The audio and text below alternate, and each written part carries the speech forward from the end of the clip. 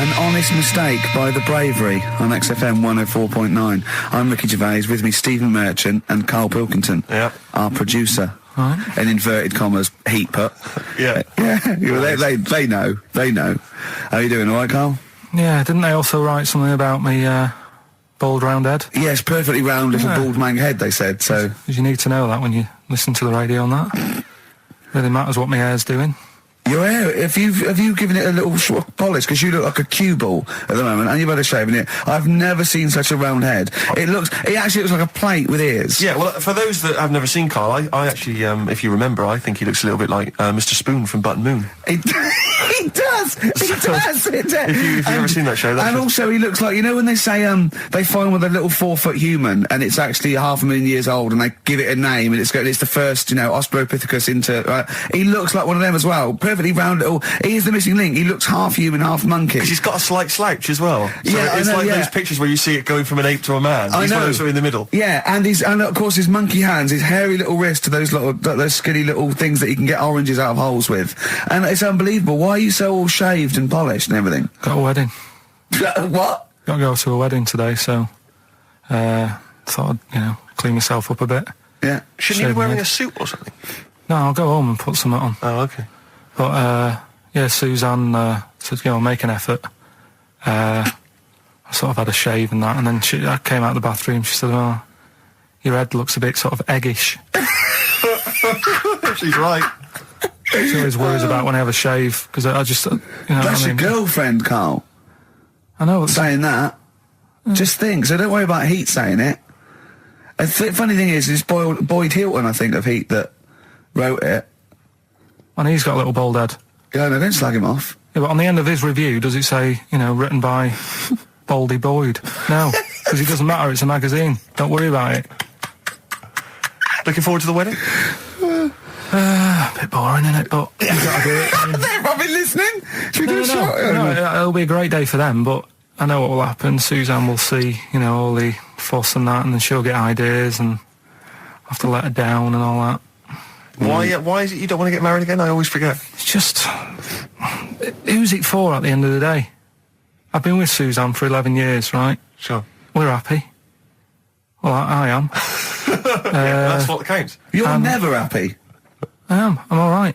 Yeah, no, I know you're happy with Suzanne and everything, but apart from that, you're never happy. You are the most grumpy, moany thing in the world. I mean, I get annoyed, but I'm always happy. I was annoyed here. I was happy coming here, but there was a bloke behind me walking and scuffing his feet. He had a pair of those stupid skulls on, and he was clicking and scuffing. Wear some shoes. You don't have to click. Pick your feet up. Flip-flops annoy me. But I'm happy. I'm just annoyed. You are just like, oh, the world's on me. It's rubbish, this. I know the world's great. It's just sometimes people annoy me by being there, But Steve said I should be locked in one of those towers that princesses used to be locked in fairy tales, because everything annoys me. But you're grumpy. I'm not. I'm all right.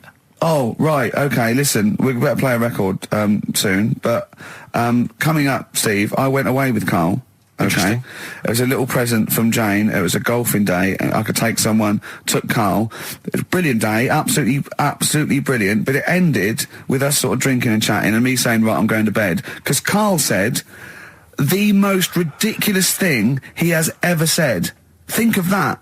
That's something. Oh. Sometimes, Karl, I think you're on another planet. Here's The Only Ones. Another Girl, Another Planet by The Only Ones. What a song. Amazing. One of my favourite intros ever. Dr. Fox disagreed with me. His favourite ever was, I think, Money for Nothing, if I remember correctly. Interesting. Yeah, another great tune. Yeah, another great tune. I'm not knocking him. If you'd like to let us know what your favourite intro of all time... That number again is over. Right. Well, we got so much to get through with this show. Let me just get this. I don't quite understand. You were given a gift... And the gift was a golfing day of golf. And for my Christmas present, part of my Christmas present from Jane, a night away, 2 rooms, 2 rounds of golf, dinner for 2, right? But not with her, I notice. Well, she doesn't play. No, she knew. No, it was a present. They were playing golf. It was a golfing day. She doesn't play golf, so I had to choose someone to take away. It's all right. It wasn't a romantic meal. No, that was my immediate thought. Yeah. Me and Karl just getting in there in the jacuzzi together. It just sounds like an excuse for Jane to have a day off from you. But you don't play golf, Jay. I know. Go. Go. Yeah. Enjoy yourself. A bowling ball with Yeah. my name on it. So, chose Karl, obviously. We went, it was a great day, wasn't it? Brilliant round of golf. Absolutely brilliant. Such a beautiful place in Stoke Poges. It's like a really posh place. And are you a good golf player? Well, we'll get to that. Oh, okay. Oh, blimey. Wow, he bought the shoes especially for it. Oh, I'd love to have seen him in those little shoes. I know, and they were no good because they were metal spikes. We had to change them. He was annoyed straight away. He spent over £22 on these golf shoes. We hired a buggy that was brilliant fun. I was bombing along, wasn't I? I don't drive, but it was great on that buggy. Well, you've been on a buggy with me, and you were a bit scared. Yeah. What I nearly killed us once. I was just taking banks and things, but you don't see sort of bunkers, and he'd scream and go, stop! And he'd put his foot down the brake, and then I reversed. At one point, he sort of did a handbrake turn next to the lake, and then we had to reverse, right? And you just flick a switch and put your foot down. He did that without looking. I look behind, there's a big oak tree there. He screams, watch the tree, right? He's so... Dukes of Hazzard. And I kept jumping in and leaving him behind because I had to go to my ball. Because anyway, so the first shot, I got on my driver. I honestly did one of the best shots I've ever done. It went straight down. It was great. I thought, phew, got away with that because it's always the first one because it's a clubhouse and you want to look good. Yeah. So. He tees up, and I've been saying, buy some balls. He just got 6 balls. I was going, what if you lose me? I won't lose 6 balls, right? He tees up, right? Whacks it. It goes miles, like right angles, straight into these the woods, right? He turns around, he goes, go and buy some more balls. So I'm laughing, because it's like impolite to laugh, but he broke the ice for me, and I was falling around, and then his second shot, I go, you're off a 3 now. If you take another shot, he went, oh, right. So it's his third shot, he puts the ball down. He hits the ground before it and misses the ball altogether. And I was on my back, wasn't I? Unbelievable. Actually rolling about on his back. I was rolling about. And we were terrible. I went round 107. He went round in like 119 or something. Sure. It was just rubbish. How long did it take? 5 hours. Of course. And there was no one around, luckily. But it was fantastic. So then we go and have our meal. What annoys me, I said, right, I'll go for a run. He went, I'll have a bath. I said, I'll see you at 7:45. At 7:55, I have to call him. He's not ready, so he's let me down there. I can't stand lateness or laziness. You hate lateness. Yeah, and he's let me down. Do you know his excuse? He fell asleep in the bath because there was no light bulb. There's no light bulb in the bathroom. So instantly he fell asleep, and he was late. No, do you know what I mean though, Steve? If you're sort of like nice and warm and what have you, I was tired anyway, I've been stressed out for 4.5 hours, right? My life flashed in front of me a few times in that buggy. So it's all sort of wears you down a bit. I thought, right, I've got a headache, you're going for your run, I'm going to have a bath. I walk in, put the light on, for some reason it didn't come on, but I thought, it's alright, I'll just... doesn't matter. You can have a bath in the summer, so it's light anyway. Well, there's no windows in the bathroom, so... Yeah. So you were in the darkness? So I'm in the darkness. I nod off because I'm shattered. He calls up, hassling me. So I said, well, it doesn't normally take that long for me because... I haven't got, like, long hair. I've got a dryer and I can sort of one wipe. Yeah. He's already 10 minutes late, though, when I called. Well, 10 minutes. 10 wow, minutes. This is late, next. It doesn't matter. Dinner wasn't until 7:15, so we had, like, another 20 minutes anyway, so it doesn't really matter. Yeah, but we said 7:45. So he's calling up, hurry up. So I said, yeah, all right. So I get out and drying, like, my tackle and what have you. Calls back again 30 seconds later. No, I don't, I don't like that. Not gonna do that, no. Give it a wipe. 30 seconds later, come on. So I end up going downstairs to the meal area. Naked. With a wet shirt on and wet socks. I've got headache as it is. Meant to be a relaxing weekend. But anyway, so we have our meal, which is really nice. And then we're sitting in the bar. I'm having a cigar by the fire. Yeah. Like, we're having a rather nice Pinot Grigio. Yeah. He's there going, I've got headache. Is this 1955 that you live in? I know, yeah. It's so right. And we are knackered because he's not used to work. I've seen him moaning, falling asleep. He's not used to it at all. And you've been on your feet for over half an hour. Yeah, right. So we didn't even walk around the golf course. We had a buggy. Yeah. It wasn't even exercise. So we get onto conversations. Talking about he's asking me stuff about evolution. Tell me that.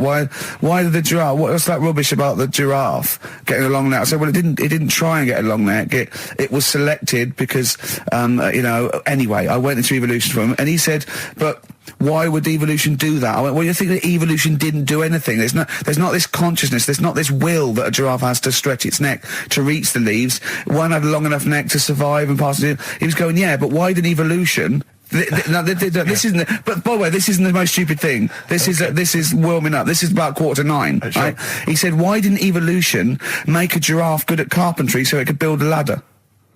Right. Yeah. Okay. No. Right, All right. Okay. So he's thinking around it. He's trying to pick holes in evolution. Yeah. We get on to, I said, well, things are, I said, we can see the speed of evolution in lower life forms like bacteria, viruses, they evolved. That's why soon we won't have an antibiotic that can kill some certain bacterial strains. And he said, and this is about 11:30, and I said, I'm going to bed, right? He said, in the future, they reckon that you'll be able to wake up and eat a yogurt you can have a chat with. I don't know what that means. Let's put a song on, right? No, and we'll come back to it. So you're going to explain that? Yeah. You've got an explanation? The Verve and Sonic on XFM 104.9.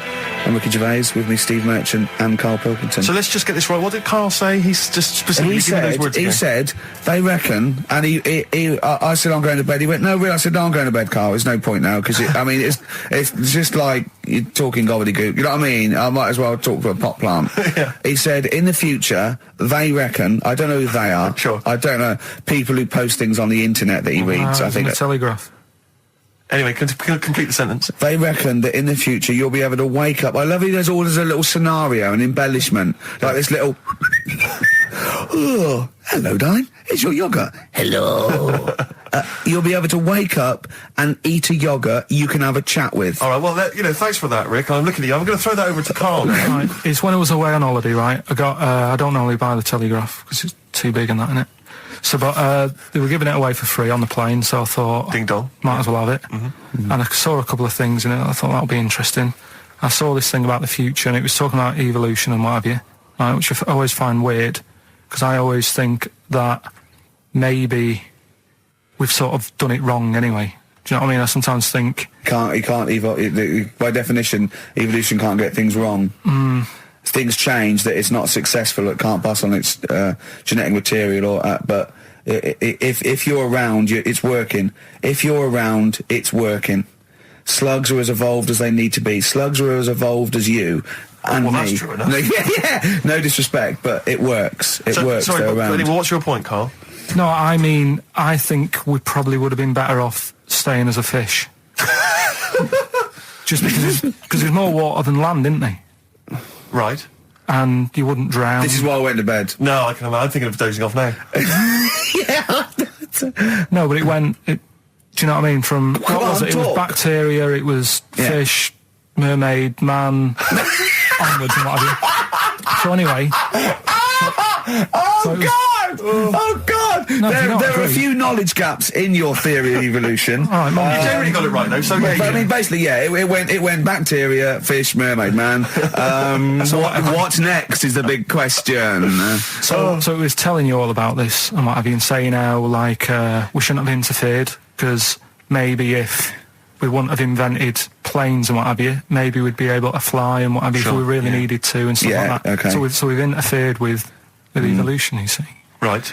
Well, then it was saying, well, what's the future got? Well, yes, in one way we have interfered with evolution. Yeah, the evolution of the human being in society is changing. It's no longer based on the strongest or the fittest, because medical science can keep us alive long enough.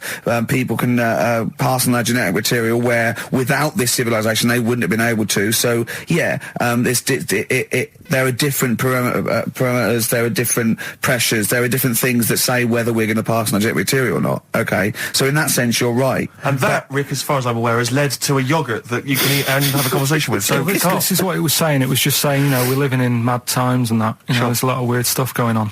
One of which is... And the fellow was just saying, you know, with computers and stuff like that, the way it is, we'll be able to wake up... Go on. Have a chat with your yogurt and have something to eat. What do you mean, have a chat with your yogurt? Because of the amount of... I mean, you have them yogurts already, those friendly yogurts. Those bacteria-friendly ones, so this is just a really friendly one. Yeah, they don't... Oh, God! I'm like Bears! Do you sometimes, Carl, I think that we're having a chat with a yoghurt.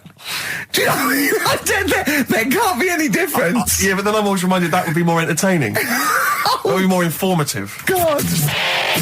XFM. U2, City of Blinding Lights. I'm going to see them next week at Twickenham. Yeah, well, enjoy that. Looking forward to it. Yeah. Thanks again for letting me know about your... old Nobbo and Edge and all that.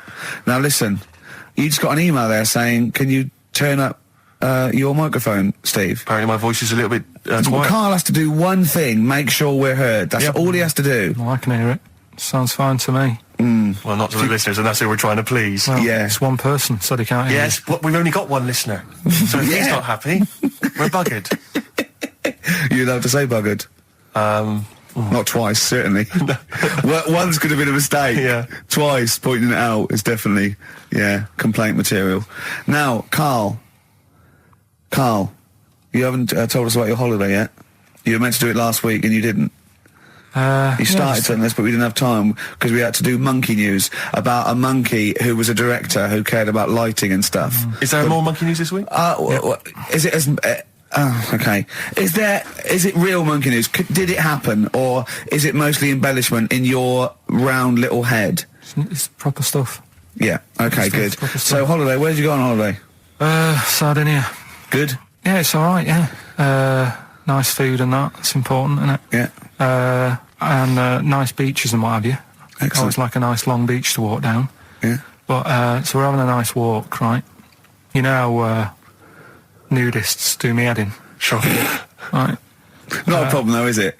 It's not like being scared of spiders where they might jump out under the kitchen sink at you. You know what I mean? It's not a big problem having your head done in by nudists. Yeah, but it just annoys me. It sort of ruins the day a little bit because it makes me feel uncomfortable. Right. Take your clothes off if you feel uncomfortable. It's much more relaxing. Yeah, but well, anyway, right. So I'm walking along the beach, right? Lovely long beach, what have you? You know, watching the sea, picking up shells and that. And what are you wearing? What's your natural beach club? When he says picking up shells, I imagine he's on all fours going, like that. You know what I mean? Looking at things, just like washing his nuts in the sea to get them tasty. Yeah, going into the sea and then kind of shaking himself so all the water flows off. Yeah. I've just got flip flops on, pair of shorts, and like a little light shirt. Sure. So anyway, walking along, and Suzanne goes, "Oh look," right? And there's this woman, German, I think, coming out of the. How can you tell she was German? Underarm hair. I'll get to it. Forget the underarm hair. She came out. It looked like she was smuggling seaweed. I'm going to burst! Oh, God! And the funny thing is, right, she...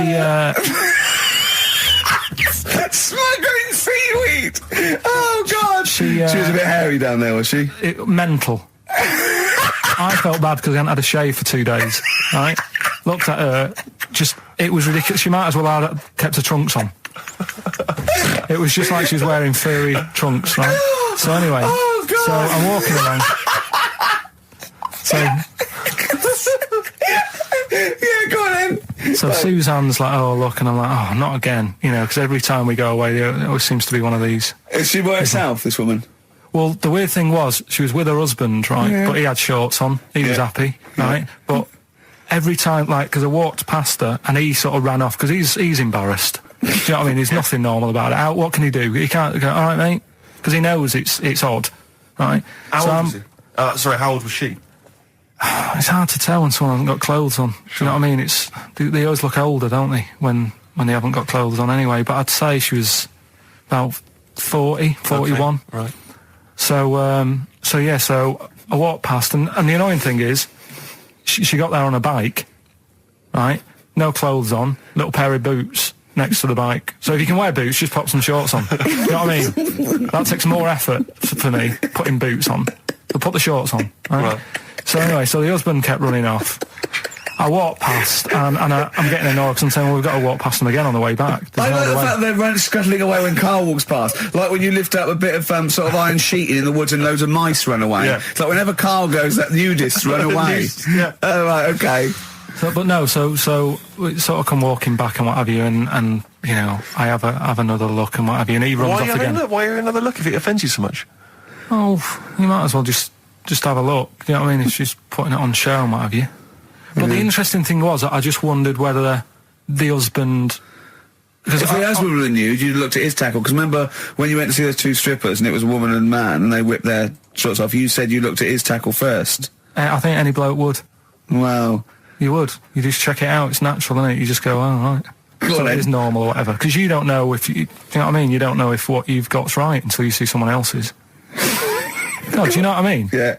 But anyway, so, but he got us talking because I was, then, as soon as I saw her, sort of, day's been ruined a bit, so I'm walking up the beach. It's been ruined! Walking up the beach with Suzanne going, how does it happen? Do you know what I mean? Why do people do this? What fun are they getting out of it and what have you?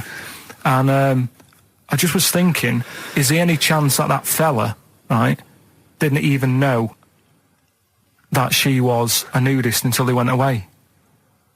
Do you know what I mean? Because I said to Suzanne, if I met Suzanne, it's like we're getting on, yeah, everything's fine. Yeah. And then you go off on holiday and you go, you haven't got much luggage. And she's like, no, it's fine, this is plenty. And I'm thinking, that's weird. And then we go down the beach and she whips her knickers off. I'd be annoyed, but there's nothing I could do. Do you know what I mean? Sure.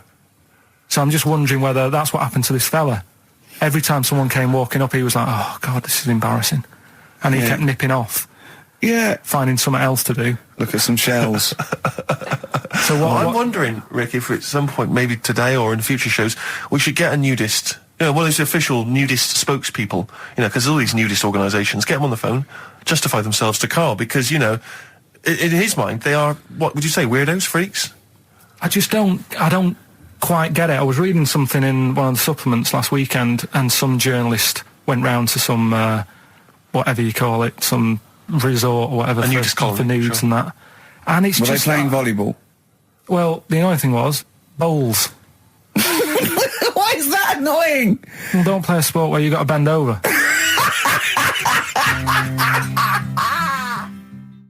Neil Young from the album Zuma, and that's Pardon My Heart on XFM 104.9. Ricky Gervais, Steve Merchant, Karl Pilkington. We just had a text here that says, and I don't know what truth there is in this, as ever, but John says there is apparently a nude bike ride today in Hyde Park. Now, I can't believe that's the case, because I don't think it's allowed, is it? You can't ride around with your veg, can you? I don't know. Why would you want to? Well, good point. On a bike. On a bike, I know the fact that that's what disgusts him. Do you know what? If we did appeal for a nudist to call in, I'd want a very specific sort. I want a German nudist, a middle-aged man called Helmut. Okay. If there is any, or the closest one to it. So I want a middle-aged man from Germany. If your name is Helmut, you're in. But I'll accept Hans. Karl would be good, wouldn't it? All right. Yeah. I think I'm wondering if the age might. Maybe we could broaden that. Okay, just a German nudist bloke. Right. Could he at least be fat? Okay. Could I find a fat German fella? If your name's Helmut, we're going to give you a big prize. Yeah. But any fat German fella who likes to get his sausage out. Sure. Okay. It's sauerkraut. Yeah. What's the phone number? 0871 222 1049. It'd be good just to get an email or a text with a contact, wouldn't it? And then I can just call them up in the week. Sure. And 83936 is the text number. I don't know what our audience demographic pans out like, Rick, but I'm suspecting that's probably a fairly small fraction of our listenership. I know, but there must be someone out there. If you know a fat German who likes to get his tackle out, phones are going. Straight away. Just answer it, Karl. Just answer it. Just pop that. It could be anything. Well, just see what it is. To be fair, it could be a nutter. But just say hello. Just tell it's not straight away. He'll stay there, won't he? He'll stay there. Well, answer it. Answer it. Leave it. Answer it. Oh, you see this? It's gone. There you go. He bottled it. So, just as well. Well, you took too long to answer it. There's a vicar in Australia who started sort of doing his services and all that in nude. Hot, isn't it, out there? Yeah, where'd you get the churches aren't. Churches are pretty cold. It was on some website. Of course it was. Yep. Just saying about a vicar and that who's there's a lot of nudists and that who want to get married. Do it, don't mess about with the wedding dress and that. Just snip up. Cheaper, isn't it? Well, I suppose it's so. I suppose if you believe in God, you believe that That's the way to be, innit? Because Adam and Eve and that. Yeah, but then in Adam and Eve, the shame made us dress up, didn't it? Yeah. Eating the apple and things. Yeah, but God didn't want that, did he? No, he wanted to see it all. He was loving it. He was having a whale of time getting a life full of all of that, and then the snake said, cover yourself up. Stitched him right up. So if you believe in God, which clearly I don't, do you believe in God, Carl? Don't know, I don't really worry about it. It was ages ago, wasn't it? So, you know, if he's about, whatever. Not that bothered. Adam and Eve is pretty interesting though, isn't it? It's not, well, how is it interesting? He made man out of dust. Then just because he could, he's having a laugh. Then he made her out of one of his ribs. Again, he'd like to vary it a little bit.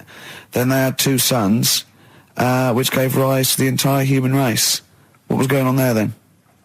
What would have happened if they didn't get on? That's interesting. Sometimes with pandas, they don't fancy the other one, do they? They go, well, that's my choice, one. You've brought me one panda from Lisbon Zoo, and I've got to shag that. What if I don't fancy it? What if they bring in a right slapper? Do you think What if it's the equivalent of, like, Love Island, whatever it's called? It was like Celebrity Love Island. Yeah, and they're going, I am not shagging that slapper. Every panda in the world has seen that dirty old mott in magazines. Why am I meant to mate with it? I've got some dignity. Are you talking about Adam there or Panda? Was that... either is fine, I suppose. Pandas. Do you think that Adam had any say? When God was making Eve, was he saying, can make the boobs a bit bigger, would you? And then... I'm a blonde guy, I'm into blondes, really. I mean, I don't know, did he have any input, or was it just... I don't know. Well, I suppose it was one of his ribs. I know, but it's probably restricted. You go, well, I'm working with a rib, Adam. Give me a break. There's only so many things I can do. Well, he was probably in kind of intensive care, wasn't he? With the whole. They go, well, I can't just keep making the boobs and things bigger because their legs will get short. I don't mind short legs. Yeah, make the legs longer. I don't mind no legs. I don't mind no legs. As long as the boobs are sizable. I tell you what's weird though, Steve. Right? Everyone's heard of like Adam and Eve. Yeah. What's the surname? Yeah, where'd they get their post from? Unbelievable. Now listen, before you play the next tune, we should just, we were trying to mop up some stuff from the last couple of shows, which we haven't dealt with yet. One of which is an obsession of yours, because we're on a radio station, Ricky and I come in, we bring in CDs, music we love, it means so much to us, we adore it. You don't really care about music, you work at a radio station, it's just, you know, I don't care. I do. No, you don't. I do like a good track. I don't like everything that comes out and everyone raves about. Yeah, you thought the iPod wasn't worth it because you named the 5 tracks you'd like. What was it? It was In the Ghetto, Babushka, Living in the City. What was the other one? Killing a Georgie, and there was one other one or something. And you just only like songs with a story. Yeah, but then there's a reason to listen to it, isn't there? Well, not only story once. going on. No, because you might forget the ending. Listen to it again. Yeah, anyway, you've been listening to Babushka quite a lot, is that right? Because you've really got into your head now. You're trying to decipher the story. When I've been sort of asking for songs with stories, people have texted in, emailed in, and whatever, and I've had a couple. You know, last time we did the show, so I've gone, oh right, that sounds interesting. And Babushka, when I was away on holiday, I listened to it a few times because I like the story. It's a good little story going on. You got some thoughts on it, though, have you? A couple of questions. Will we have a listen to it? Well, let's have a listen to the track, and then I know you've got some queries you'd like to raise. It's just about a woman in it who, I don't know, she's ugly or something, aged badly, and her husband gets bored with her. Have a listen, see what you think. Right? XFM. You're listening to Magic 105.4. That was all the way back to 1979. Kate Bush, Babushka. So, we would like your suggestions for songs which have stories in them, which may entertain Carl. They could shoot to the top of his list. What do you think of that, Carl? That as a little story there. I like it, but... So she tests her husband. Yeah, she writes him letters. She gets a letter back. It's a pseudonym. Babushka's her pseudonym. It's not a real name. Her real name is Molly Strank. From Ealing, and Eva responds. He goes, "Oh, he's you know." So in real terms, he's having a bit of an illicit affair behind her back because he doesn't know it's his wife. So he goes, "Oh, well, I'll take this a bit further, see how far I go." He turns up. She turns up, he gets it on with her, and he's falling for her because she's acting like she used to act, you know. Was he just playing along with it? Was he like, No, it's not, because they'd have said that in the song. They don't leave it up to... Some people do that, don't they? Well, it wasn't. Kate Bush would have said, and by the way, he's playing along. She'd have given us a clue. He's not. He's fallen for it. She went long incognito. He thought it was another woman. But how much work can you do to yourself to... Say if I wrote a letter to Suzanne, right? Saying... She'd know it was you. It'd have egg stains on it. It'd be spelt wrong. No, but... And you'd signed it Karl, crossed out Babushka. I wrote to I won't pick Babushka. I mean, that's a ridiculous name. That wouldn't have worked anyway. You just get a vision in your head of... I wouldn't have answered a letter from someone called Babushka. It's not the point. If Kate Bush is listening, please call in, because I'd love her to have a conversation with you. I mean, that would be good. Forget Helmut. No, Helmut, you keep trying. A fat German. We want Kate Bush and a fat German. What I mean is, though... Now, wait a minute. What worries me is he didn't answer the last phone call. What if Kate Bush does phone it? Well, if anyone knows Kate Bush, give her a call now. She's probably not listening. She's probably doing yoga or something, I imagine, or making a lentil soup, or maybe just like repotting some plants, right? Or practicing piano, right? But if anyone knows Kate Bush, got a number, call her up now. Say, tune into XFM. There's a little bald mank fella wants to talk to you about Babushka, right? But how much? But Helmut, don't worry, you'll get your chance. The phones are going. That could be Kate Bush. That could be Bush. You better check. It's not. Don't worry about it. That could be Kate Bush. I know for a fact it isn't. Okay, answer it. XFM. Half Light by Athlete on XFM 104.9. Ricky Gervais, Steve Merchant and Karl Pilkington. Karl, right. 2 o'clock. Let's get Rockbusters rolling. I should just, if people aren't familiar with Rockbusters, then someone has actually sent in one of their own to test Karl.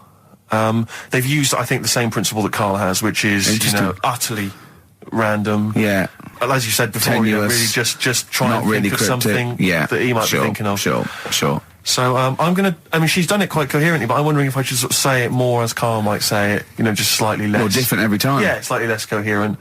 So, Karl, this is one for you, all right? Go on. It's Sunday morning. I'm just... I'm in bed, but I don't sleep, but, like, Hollyoaks is on, the omnibus, I'm just watching that, I go and make a lovely cup of tea, in the bed with Suzanne, aren't I, having a cup of tea. What's going on there? Just watching the telly and that, but hang on, I haven't got anything to dunk in me, in my tea. I haven't got anything to dunk in my tea, have I? I haven't got anything to dunk in there, and I'm just having, what am I doing? Is it LB? It's LR. Oh. LR. So... have a think about that one, Karl. I think I know it. Yeah? Do you? Go for it. Go on. Is it Lionel Richie? It is Lionel Richie. What's your logic? Sort of Lionel, and it's like... No rich tea. No rich tea. Yeah. No biscuits, no rich tea. No rich tea. Lionel Rich tea. Lionel Richie. It works. It's just as coherent as one of yours. What's that? We've done one a little bit like it. There's nothing wrong with that. I cannot believe you got it. That's a taster. I cannot believe you got it. I might not have got it without the initials, but that's why we chucked them in, just to help you along. Right? So what have you got for us this week? We've got 3 of them. Oh, by the way, don't bother calling in Kate Bush, because Karl doesn't want to answer the phones. He says Kate Bush is not going to call, so it's all going to be nutters. So we apologise. He's got one thing to do. He didn't even get the sound right, because someone's complaining about they couldn't hear Steve. He's got to do Monkey News, which is always twaddle, and he won't even answer the phones now, so I don't know why he gets paid. He takes off Mondays, because he works Saturdays. He gets paid for Saturdays. He takes 5 weeks holiday a year. Not off Mondays and he moans. Not off Mondays. Wow. Right. What have you got for us? Right then, the first one. There's a vehicle that sells kebabs. Right. There's a vehicle that sells kebabs. Initial B. Right. B. Right. Right. Have you worked that one out? Of course I haven't. Right. The second one. You're asked if you want that bit of the egg. You what? You're asked if you want that bit of the egg. You think about it, but we sort of decide against it. And again? What's going on there?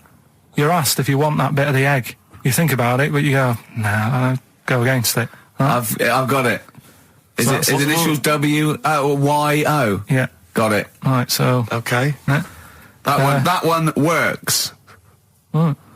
No, it doesn't. No, it doesn't. And the last one, I don't think this burger will catch on. I don't think this burger will catch on. Yeah, and the letter there is M. So you just text or email in with the answers and win some stuff. What have we got? We got some prizes. We got another box set of the League of Gentlemen. This is instant gratification, but you go into a draw for something bigger. So what have we got today? Yeah, well, today this is what you're taking home today. You've got the League of Gentlemen, the complete collection on DVD. That's worth having, definitely. We've got Catterick, which is the current Vic and Bob show on BBC Two, which is good. The Aviator, the award-winning Leonardo DiCaprio, Martin Scorsese biopic, and once again Ladder 49. We're giving that away again, are we? Yeah. Apparently we got. Did we get a job like those? We got loads of them. We got boxes of them, stacks of them. Yeah. Excellent. So email in if you just want a copy of Ladder 49. I'm sure we could dig one out for you. yeah. Or phone in, because Karl does not answer the phones. Right. And remember, the winner goes forward into the chance to win the big prizes, the signed Homer drawing, the signed Nigel Tufnell poster. And you go to rickygervais.com and see Matt Groening actually drawing that to verify it. Bit of Lloyd Cole won't. Never anyone has it? Has it? Lloyd Cole, Impossible Girl on XFM 104.9. Wow. Rick, I'm just reading an email we've had, and it is indeed true. Scores of naked cyclists will be wheeling around London today in a mass protest against oil dependency. The World Naked Bike Ride will see the arresting sight of up to 200 daring riders bearing oil in their cycle past some of the capital's most famous landmarks. Have they got to wear an helmet? Are they against wearing a helmet? Well, I think they're trying to make a statement, I would imagine. I don't know. Well, they don't have to wear a helmet. It's not law to wear a helmet on a bike, is it? It's for your own safety. It's sensible. You're right, yeah. Well, it's also sensible to just pop some pants on. Pop some pants on. Are you going to be popping down there and cheering them on? I'm not going anywhere near it. What are they going against? What's the problem that's going on?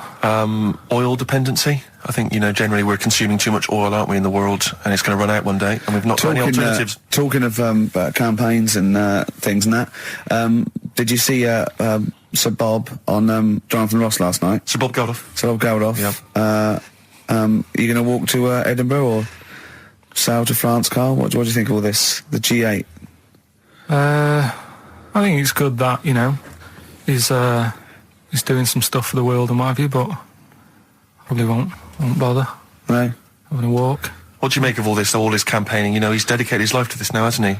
Yeah. I mean, it's interesting. I was watching him last night, and I respect the man. I mean, he used to work here, didn't he? Did some shows and that. Mm-hmm. It's good. It's all right that he can do it, but... I assume that's not why you respect him. I assume you respect him because he's trying to save a nation, as opposed to used to work in XFM for a while. Yeah, I know, but I'm just saying it's good that he's given up a lot of his time to, try and save the world and that, but, there's a bit of me that's kind of like, is he wasting his time a bit? Right, well, what do you mean wasting his time? Well, he tried it before and... No, wait. What he's trying to say is that the G8 are I think the 7 most rich, wealthy nations in the world, and Russia, and they get together and they can wipe out the third world debt.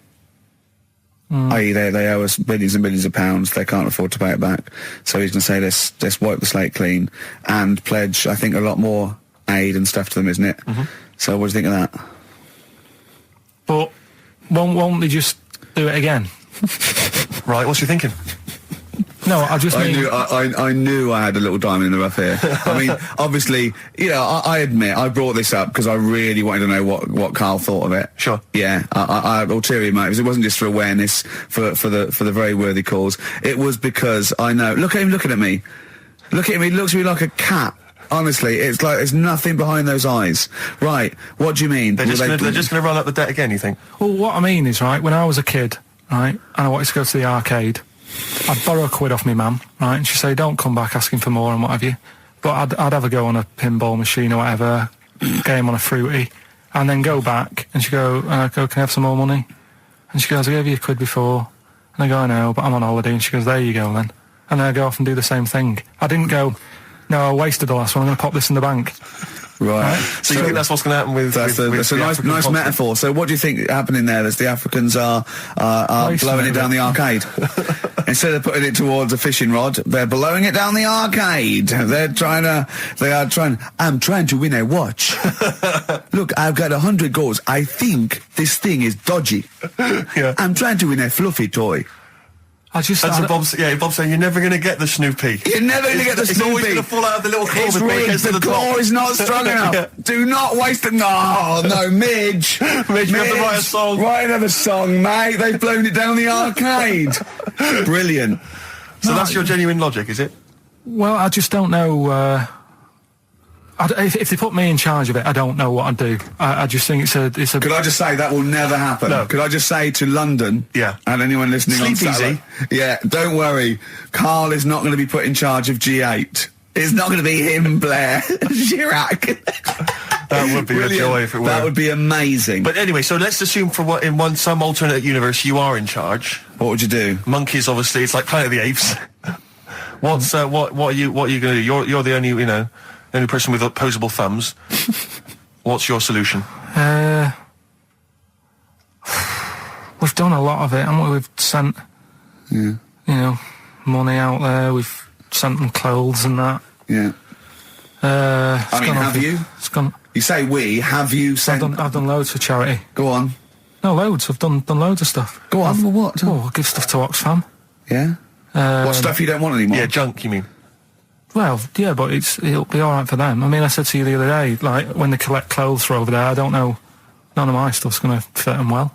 But the thing is, I do loads of charities. I do loads of things like. Go on. I pay for tools. I do that thing, a monthly payment of £5, paying for, toolbox and that for someone out there. I help old people, which I'm going to stop, to be honest. Why? Because, do you know this thing I do, Steve, right? No. This is a £5 a month as well, right? I got stopped in Leicester Square one day. They said, there's a little old woman somewhere. She's cold. Are you going to help her out? So I was like, why me, right? So anyway... So they said it's easier if people look after one old woman, right? So why me? I've signed up to look after this old woman called, I don't know, call her name June or whatever, it doesn't matter. So... It does to her, but go on. So anyway, so I'm paying this £5 a month, and the first £5, first time I paid it, I got this thing in the post, right? And it had, thanks a lot, Karl. You're looking after June. Here she is, here's a little picture of her, and she's sat there, what have you, with a cardigan on and stuff like that. Every £5 you pay, it'll be cheering her up and, look after her, pay for her food and what have you. So, for a bit, you feel good, don't you? And you think, well, I've done my bit for the world. Anyway, 2 months later, get another package, right? Picture of June in there again. She's got a tan. So he's saying you're paying to keep her warm. No, they meant a week in Mallorca or whatever. And this is what I mean. People if they can get away with it. So whilst Geldof's there every year or every couple of years, going, let's do this for them, let's do that. I tell you what, I wouldn't get off my arse if I was over there. But that isn't having a go. I don't know where to start. That isn't having a go though. What do you think? So what do you think? You think they're going? Don't bother. Getting a job or anything. Geldof will be here. Geldof will be. It's June. I don't know. It's difficult, isn't it? It's difficult. So you think Sir Bob should just wash his hands of the whole affair? You think it's a complete waste of time? Is that what you're saying? That you should just leave them to it? Just leave them to it. Let them sink ever more into debt, ever more into hunger. You just think that should just carry on? Do you know what I think he's saying? I think. Now, I'm not putting words in your mouth. Are you saying they blew the last lot we gave them? They've got to learn a lesson. Is that what you're saying? No, I'm not going to say that. I'm not going to say that. Is that what you're thinking? No. What are you thinking? I'm not thinking anything like that. All I was thinking is about this gig, it might have been better to do it, like, rather than, I don't know, ruining a grass field in Edinburgh and that, do it out in Africa, right? Get people out there, get the tourists up, do you know what I mean? Get a load of people out there. They've got loads I don't reckon he's going to get people to walk to Edinburgh. I very much doubt people are going to fly to Addis Ababa to see Coldplay. Cheap flights and what have you. Right. Hot dog stands and that. Locals will love that. Right. Job done. Brilliant. Let's put him in charge. Yeah, just for one day. Let's put him in charge of Live Aid. If Bob Geldof is listening, I know you respect him because he used to work on XFM. No, but Bob, if you're listening, please, I would love, oh my God, a conversation, Bob Geldof talking to, forget Kate Bush, forget That would be amazing. Can Bob please call in and speak to Karl? No one call except Bob, so we know it's Bob calling. Right, get on the phone. What's the phone number? Can't we talk to him next week? he might be busy next week. No, he's got stuff to organise. He won't. Don't worry about it. Don't worry about it. You can talk to us next week. All right? I'm not going to go. I'll go through the phones. It's mental. Play a record. All right, what we're having? Bit of Killers? Yeah. The Killers, Somebody Told Me on XFM 104.9. Tell you what, talking of starving, I went to what is meant to be the best restaurant in the world on Wednesday, yeah. Sure. You must be famished. Well, Jonathan Ross booked a table there. It came out, I think he's been trying to get there for a while, and I think there's a waiting list and everything, right? And he's got an OBE, you're walking straight in. He's walked straight in with that, yeah. Me and Jane went along with him and Jane to the Fat Duck in Bray, as it was voted the best restaurant in the world, okay? Right.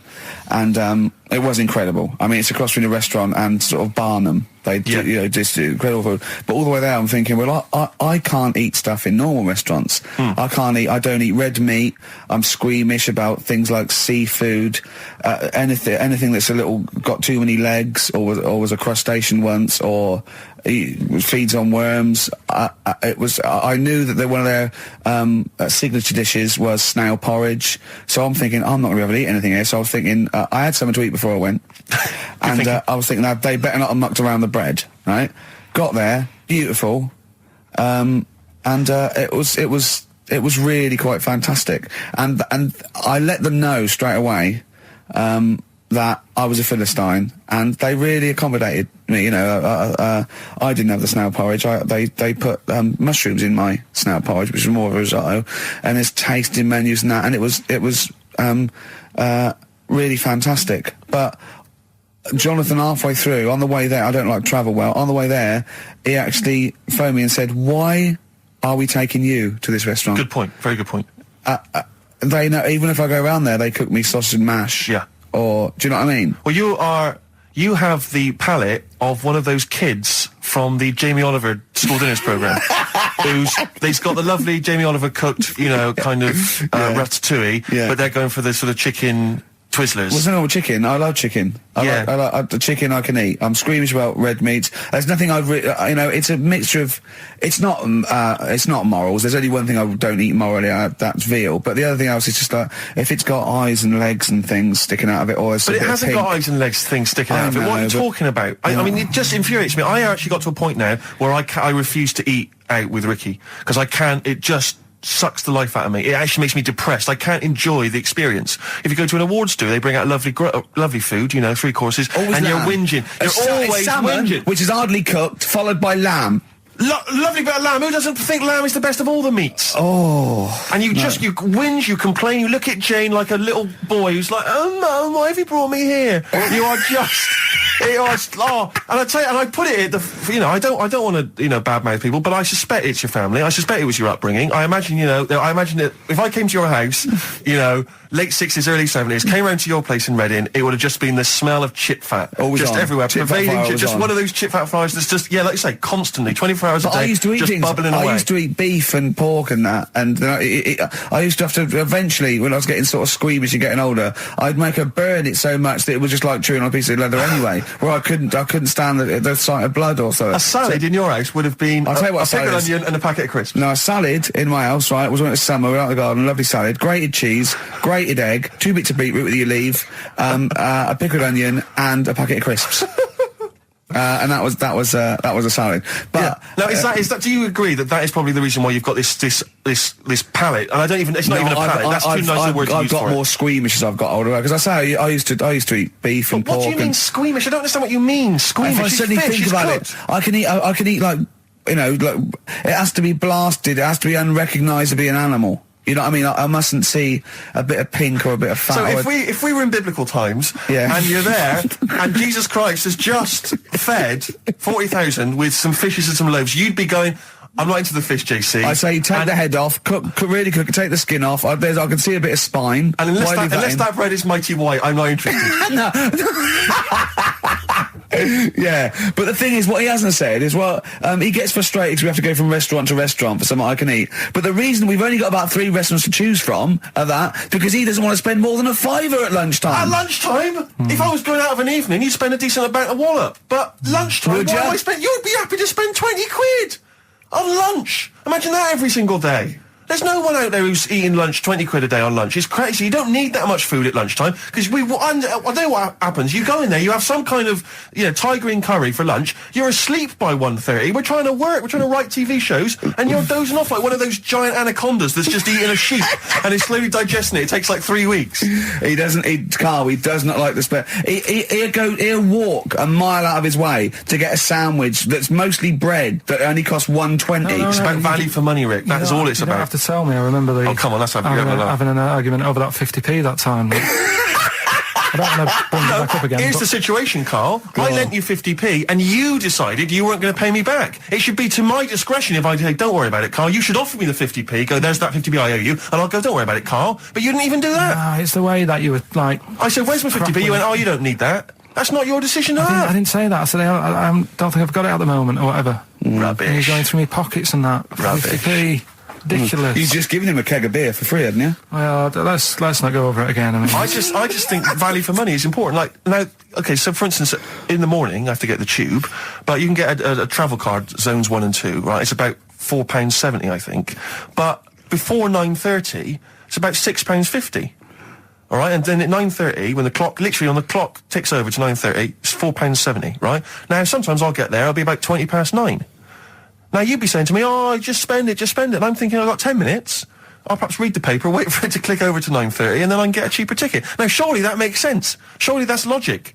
Don't you? I mean, if you were in that situation, Rick, if you were there, right, and you had, let's say you had 3 minutes to wait before 9:30, what would you do?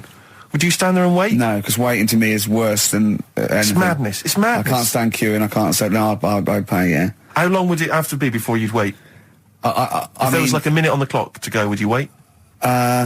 If they literally said, if you wait 30 seconds, I go, all right. Well, that is the case. That literally is the case. Okay, but not 10 minutes, no. What about you, Carl? I'd feel if it was 30 seconds, I'd feel flash going, I'd spend £3. But if it was like a couple of minutes, I go, it doesn't matter. I just wouldn't. Madness.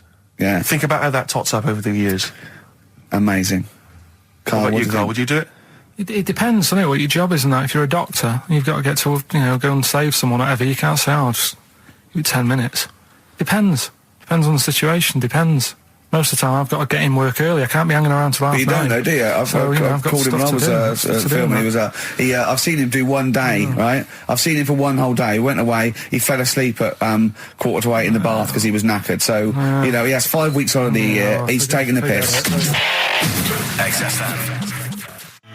Feeder, pushing the senses. Quite a food-related sort of show, isn't it? It is. Thinking of gluttony, did you see in, I think it was Heat magazine, it was former Pop Idol winner Michelle McManus. Oh, yeah. She's lost a lot of weight. Oh, yeah, she's lost 5 stone, hasn't she? Please see that the headline was, I used to eat 12 packets of Doritos a night.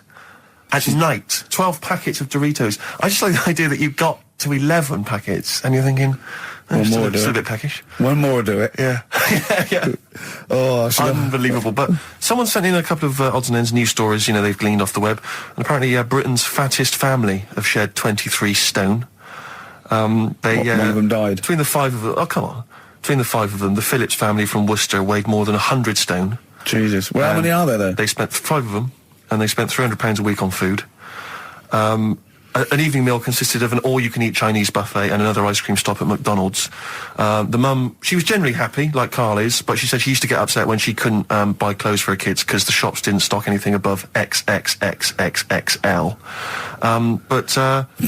It says here, it says Mitchell, 13, was the heaviest of the 3, weighing at 27 stone. By the age of 4, he was Britain's fattest toddler, weighing 10 stone. Is that competition still going? He broke 5 bikes. He broke 5 bikes by buckling the wheels. Oh, that's I know you're always a fan it? of fat kids, Carl. Chasing an ice cream van. Yeah. But the bike just fell apart. Yeah. Who knows? Maybe now he's on that nude bike ride, because he's lost some weight. Oh, that would be painful, wouldn't it? If one of them buckles. Yeah. Well, I've got another food-related item here. Now, Carl, I got a little email via my agent sent from someone here, okay, sent from someone at... XFM, okay, and I won't say it was, she just said, I thought this might be good for Ricky to use on Saturday, and obviously what happened is Suzanne has sent you an email in the week, it was Wednesday, and you've returned it, but I think you've returned it to the wrong email address. You returned it to someone here who, of course, immediately forwarded it to my agent for ridicule on the show. Don't panic. It's nothing that bad. Okay. It's an email from Suzanne talking about your tea that night. Was Suzanne out on Wednesday night? Was the an England game or something? Yeah. So you were alone. You were home alone, were you, Wednesday night? Yeah. Did you enjoy your meal? Was it a quiche? Go on. Right. From Suzanne to Karl. Take the quiche and put it on the baking tray. Cook for 30 minutes on 190. Take lettuce and put on plate. Take 3 tomatoes, wash and chop into quarters. Place on lettuce. Take an avocado, chop in half. Remove the stone. Peel skin and slice. Place on salad. Put salt and pepper on and a dribble of olive and balsamic vinegar dressing. Right? In brackets, small bottle behind the cafetiere. Right, in case he's reaching for bleach. Yeah. That's it. Should have put everything else away. Right? Then sprinkle a smidge of parmesan on top. Remove quiche from oven, cut into quarters and put on plate. Eat. Oh, wow. Does she have to do that every single time she's out? No, it's just that I'm not that good at cooking, right? And to be honest, that was a lot of hard work. I didn't bother warming it up. And I did without the avocado. Why? Too much messing about. He didn't even do that with instructions. It was too much. But yeah, I'm not that good at cooking. And Did you genuinely? That's not cooking though, is it, Karl? That's heating up a slicing. quiche. That's cooking. It is making the quiche. Yeah, but I'm just. Could you have figured that out if she hadn't left that note for you? Why did she have to tell you what the olive oil and balsamic vinegar was? Because I've put sort of cooking oil on my food once, and I said, oh, it's a bit. It's ever since, right? Years ago. I'm gonna die. Years ago, leaving Mr. Magoo at home. It was ever since I put sausages in the toaster that. What do you mean? I nearly set the flat on fire. Because do you know, like when you're grilling food in a pan and all that? Yeah. Sort of sausages spit and it goes everywhere, doesn't it? And it makes everywhere greasy. In the toaster. So I thought, well, just want to warm them up. Yeah. Bung them in the toaster. Yeah. What happened? And she sort of caught. Well, they got stuck and they sort of caught on fire. I imagine. She came in just as I was sort of plunging it, and Matty came in from work. Said, "What are you doing? I said, I'm in sausages." Well, the oven isn't on. I know they're in here. What? You turn it off? Panicking and that. But I've never been into it. I've never been into cooking and that. At school and stuff, I didn't bother doing it. Oh, every time Suzanne comes home, she must think, please be the house still there. Yeah. Please not let me hear a fire engine as I come round this corner. Oh, God. She comes and goes, oh, God, thank God. I bet she's always happy to see you when she gets home and you haven't burned the place down or introduced some howler monkeys or something. Unbelievable. What I find extraordinary is there are people who are in sort of care in the community who don't need instructions on how to prepare food. Oh, they do. They can do it. Yeah, you show them once. Yeah, they they've learned it. Whatever you do, don't put sausages in the toaster, Johnny. Do you know what I mean? Yeah, and they've learned it. They don't put sausages in the toaster. Yeah. What did they put their fingers in? But, yeah. Are we doing Rockbusters answer? It's what London's waiting for. I'll tell you what, we'll play a song and do Why not? Rockbusters, yeah. It's worth waiting for. Have we still got Monkey News to come? Yeah. Oh. Roxy Music with the old Dylan classic Hard Rains on XFM 104.9. Mixing it up, just mixing it up, mixing and matching. We've got Neil Young, we've got a bit of Roxy Music, we don't care, do we? They were right up, bang up to date with some of the latest tracks from Feeder and the like, so... Yeah, big time. But it's what they're waiting for, is the Rockbusters answers. That's right. Right. Okay, give us the clue, give us the answer. Right then, first one. Hurry up, because we haven't got long for Monkey News. Don't worry about it, don't worry about it. First one. There's a vehicle over there that's it's changed. Selling kebabs. Oh, it's changed, go on. Initial D. Yeah, what is it? That was Donovan. Okay. All right, yeah, okay. Yeah. That Good. works. I'll give you that. Yeah. Second That's a one. real clue. Well, they got it, like they always do, so they're always real clues. Second one. You're asked if you want that bit of the egg, right? You think about it, then you decide against it. I think I know this one. What was the initial again? Y-O. Is this John Lennon's wife, Yoko Ono? Yeah, that's right. I think that was her name, Yoko Ono, wasn't it? Yeah, it was Yoko No. It was Yoko No. No, you've got it wrong. You're thinking about it. You asked if you want a bit of the egg. Yeah. You go, yolk. You think about it. Oh no. Oh, so you say it twice, you stutter. So No, it's no. Yolk, oh no. No, you didn't No, her wrong. name's Yoko Ono, though. Yeah, Yoko Yeah. Ono. Listen to the clue again. Okay, no. Listen to the clue. So what you say is, do you want this bit of the egg? You think, got the end of it now. Yolk, oh no. That's Yolk, right. oh no. Yolk, oh no. Yolk, oh no. Oh, yolk. Yeah, go on, brilliant. Yeah, okay, yeah, Yoko, no, yeah, go on. Works perfect. Next, yeah. And the last one was, I don't think this burger will catch on. That was initial M. Yeah. McFly. Right? So, there's your 3 clues. There's your 3 answers. It won't catch on. Well, who'd want to eat that? You know what I mean? It's like a Mac burger or whatever. Mac chicken. McFly. Don't want one. Put it back. We'll have a chicken. Right? So who's got the 3 then? Well done to Ian Shillham from Mansfield, who's got all those answers right amazingly. And he wins all those great prizes, including Ladder 49, starring Joaquin Phoenix and John Travolta, which I don't think anyone's ever seen. There's 49 of them. And he wins that, but he also goes forward, as you say, to the big draw, which will come up at the end of it's our little to run. win the signed Homer saying I like Carl because he's stupid like me, and you can see Matt Groening drawing that. To know it's real on rickygervais.com, and you can win that and a signed Nigel Tufnell poster. Brilliant. XFM. It's a Ricky and Steve classic on XFM, Sugar, If I Can't Change Your Mind. Brilliant. So listen, it's time, isn't it? We've only got a few minutes left, so you better play the jingle. Oh, chimpanzee that monkey news. So Monkey News, if you've only just started listening to the show. Oh, you poor fool. Monkey News is where Karl reports for us all the latest monkey activity. A headline or a word or someone he overheard in a pub and then totally embellishes it and makes it ridiculous and impossible. He believes it, though. He believes every word he's saying. Let me say that when you hear this, whatever it is, I haven't heard it, twaddle, remember, Karl totally believes it. Go on. Right, so anyway, right, I think it's in LA this happened, right? I think. Why does he think? So these people are in a restaurant having a lovely meal. Is one of them short and hairy, but totally covers from top to bottom in a spacesuit, so he didn't know it was a monkey? It's not one of the customers, one of the waiters? So they're having a lovely dinner, probably one of the best sort of dinners they've had, right? Yeah. So the waiter comes over, and it's like, can we just say that I had a lovely meal and that? Right, it's the chef. Because it is. Can we see the chef?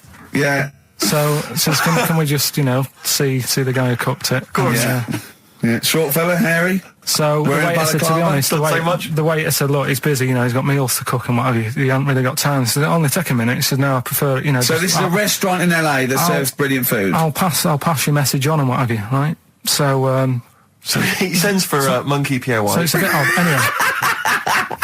So they go out. Right? They go out to the car and they notice the kitchen door's open. Yeah, right? yeah, of course they do, because they're going to discover something that I don't know. So they're going to discover. Just out of interest, where did this chef train before we see him or reveal what he might look like or like to eat? So anyway, so they pop their head in and think we'll just nip in and go, love fruit salad or whatever. Yeah. So they stick their head in. We better see the human chef. You never guess what? Go on. Monkey stood on a chair, right, cooking veg. Right, so anyway, they're like, what's going on here? What do you mean?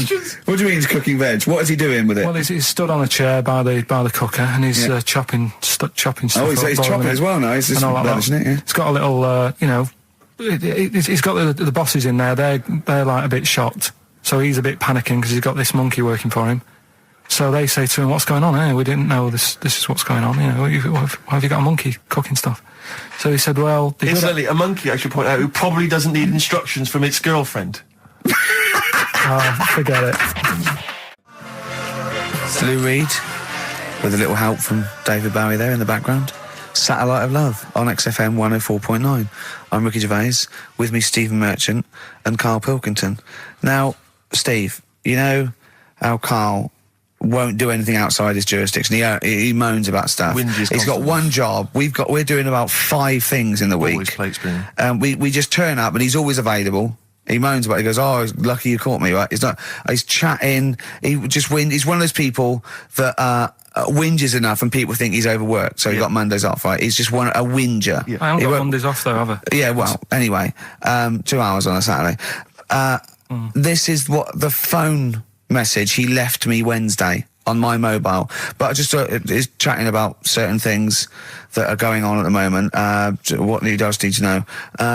Duncan, who mentions, is my agent, and you know you understand a few other things, but this is the sort of message I get from Karl, right? Whinger. Old messages.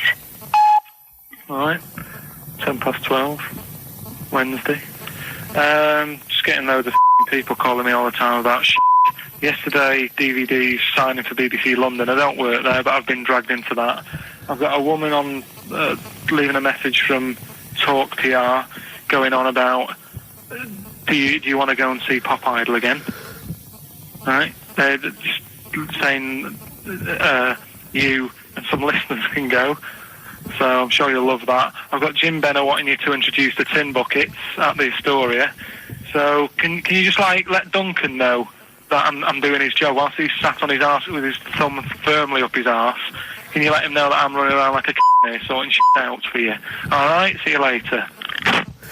Message left at 12. Do you know what I mean? I know, but that's the kind of phone message he's leaving. Do you remember who he was before you? But he's even annoyed that he gets a phone call. I remember he got a phone call for you to do a voiceover and didn't pass it on. You missed a voiceover. That was thousands of pounds. No, I did pass it on though. I told you. You said someone had phoned. Yeah, that's not good enough. But who's that? Well, she didn't say, and I didn't ask. But of course she said. She didn't say. Rubbish. So you didn't take the number down? She went, "Oh, can you tell Steve to call me?" And you went, "Yeah." Yeah, well, I just thought you'd know her already. I should have known. It was a woman, so I should have known. He's having a go, you see? Unbelievable. I don't know how it's come back on me. You're the one who was picking on it. Yeah, exactly. I'm saying. I'm defending. Why is he having a go at you? He never picks on Ricky because he knows you are his bread and butter.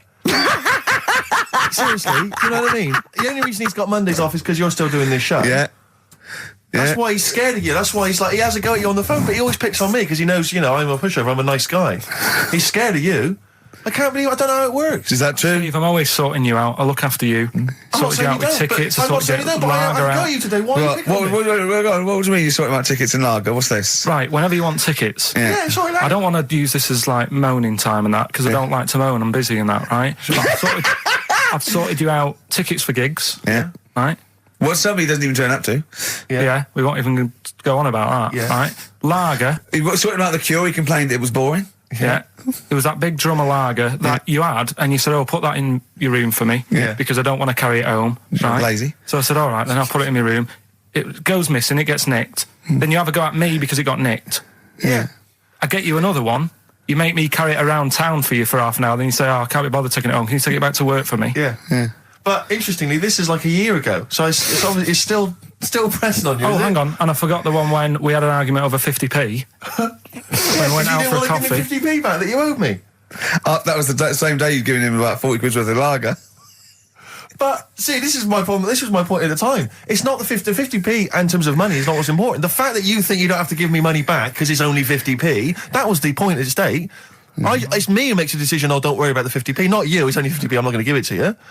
Do you know what I mean? There's got to be rules, otherwise it's chaos, Karl. Come on, mate. All right? I don't want to fall out about it. No, that's not all right.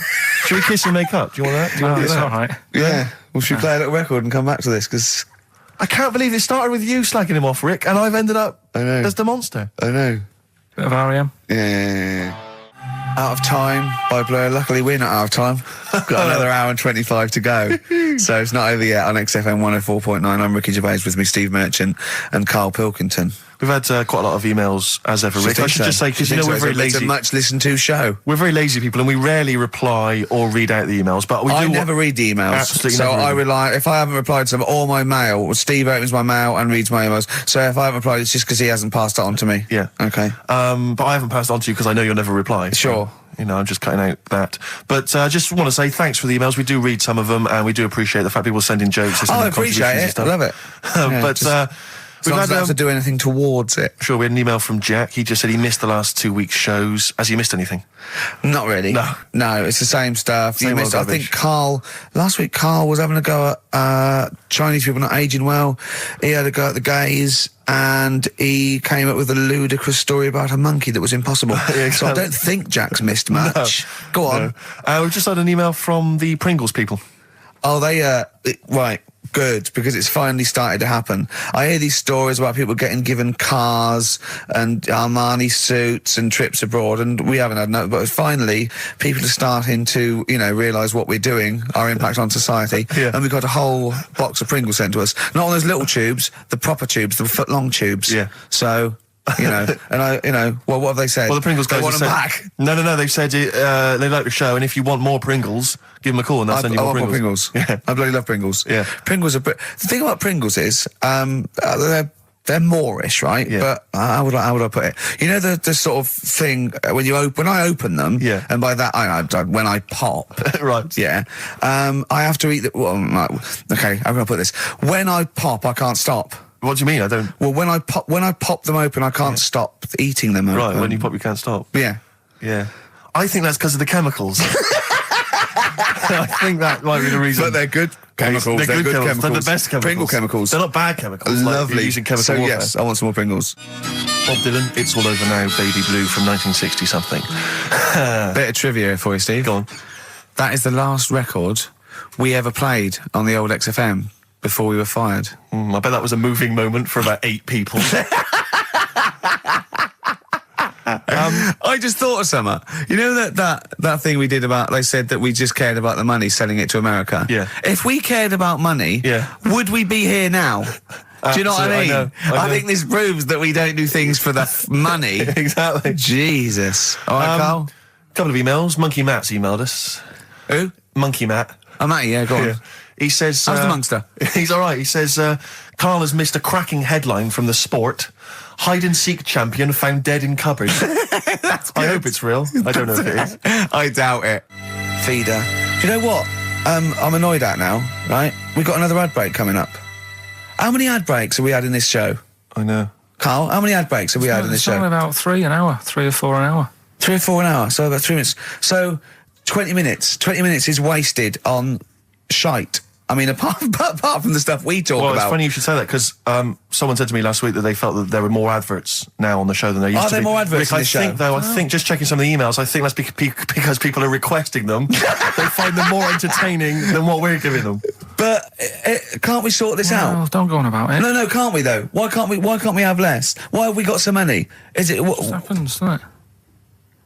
Oh, well, no, you can't listen to radio in after every record. It's bad enough trying to keep them listening with the rubbish we come out with. Yeah, we've got Rockbusters here, let's get them back. Right?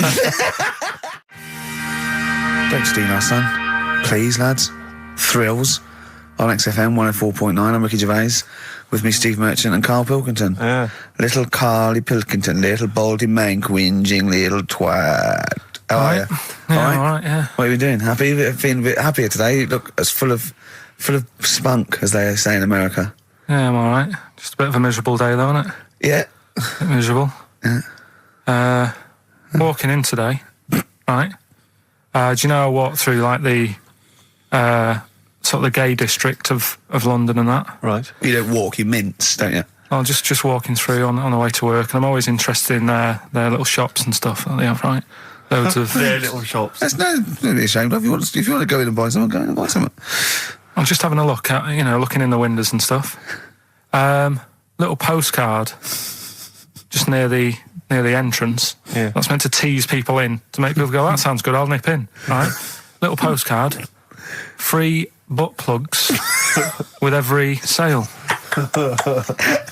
That's great. How did we get from 5p off milk to free butt plugs with every sale? Wow. What society come to? Well, it's because we're liberated, Rick. Yeah. It's an open society. What did you buy to get them? You didn't buy... No, I didn't. But what's the purpose? What, of the poster or of butt plugs? Butt plugs. Because I really, honestly You don't... shove them up your arse, don't you? Whoa, slow down, bum. Shove them up your bum. Yeah.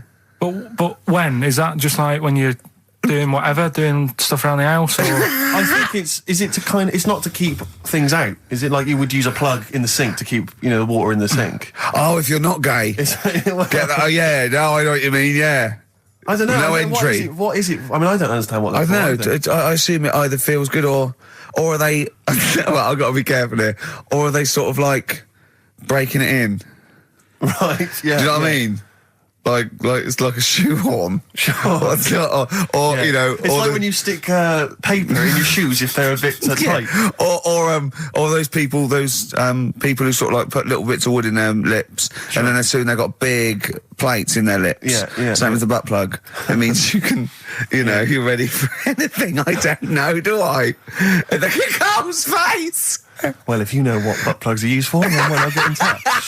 Gervais at xfm.co.uk. What do you think? If there's any... I can't believe we're already on this subject. I know. It's 1:05 and we're I was going to say then, if there's any people who use butt plugs, and I was thinking that Carl would have said, well, they're not up yet. Yeah. Because they go out late. No, but what is it? We're award-winning people. We've written a TV not on show. radio, though. Not on radio. We're rubbish on radio. I know, We've got nothing to lose. But I always say to you, Steve, that I like educating people and that. Now, the way I see it is I didn't know what they were. Let's phone to go in. Someone might know about butt plugs. All right, we'll get. No, get them on. Get them on. Ask them. No, because they might say something dodgy. Oh. Yeah, whereas, what have we just been doing? Just take a chance. Take a chance and tell them not to swear. Well, you tell them. Okay. Right, Steve, I haven't got my headphones on. Hello, who's that? Hold on. Who, sorry? Nicholas. Nicholas, hello, mate. You're not going to swear, are you? No, I'm not going to Keep it clean. Yeah. Keep them keen. What were you calling about? I'm phoning about your plugs. About, not my plugs, but sure, plugs in general. Do you know much about them? No, Are you a plug user yourself? No, I'm just thinking if maybe you've got some gay friends and you're spending the night at their place, you might want to use one. Right. What, you mean experiment with them, or...? No, so you can make sure they're not going to do anything while you're asleep. Could I suggest, just lock the door? I mean, that is easier to me. Can I make a bigger suggestion?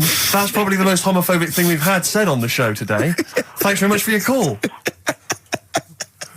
Right, okay, good. Well, that's why we shouldn't put people on the line. Just, without checking first. I think Carl's made a good point. That's the calibre of listener we've got. Carl, come on, what's the matter with you? What? Thorns. That's all. No blue sky. Beautiful, isn't it? And that great track. It's all right, yeah. Just had an email, yeah. That woman who opened the Office script could have her head cut off. Apparently. When a letter is posted, it becomes the property of the Queen until it reaches the person it was meant for. By opening it, she's committed treason and could be killed.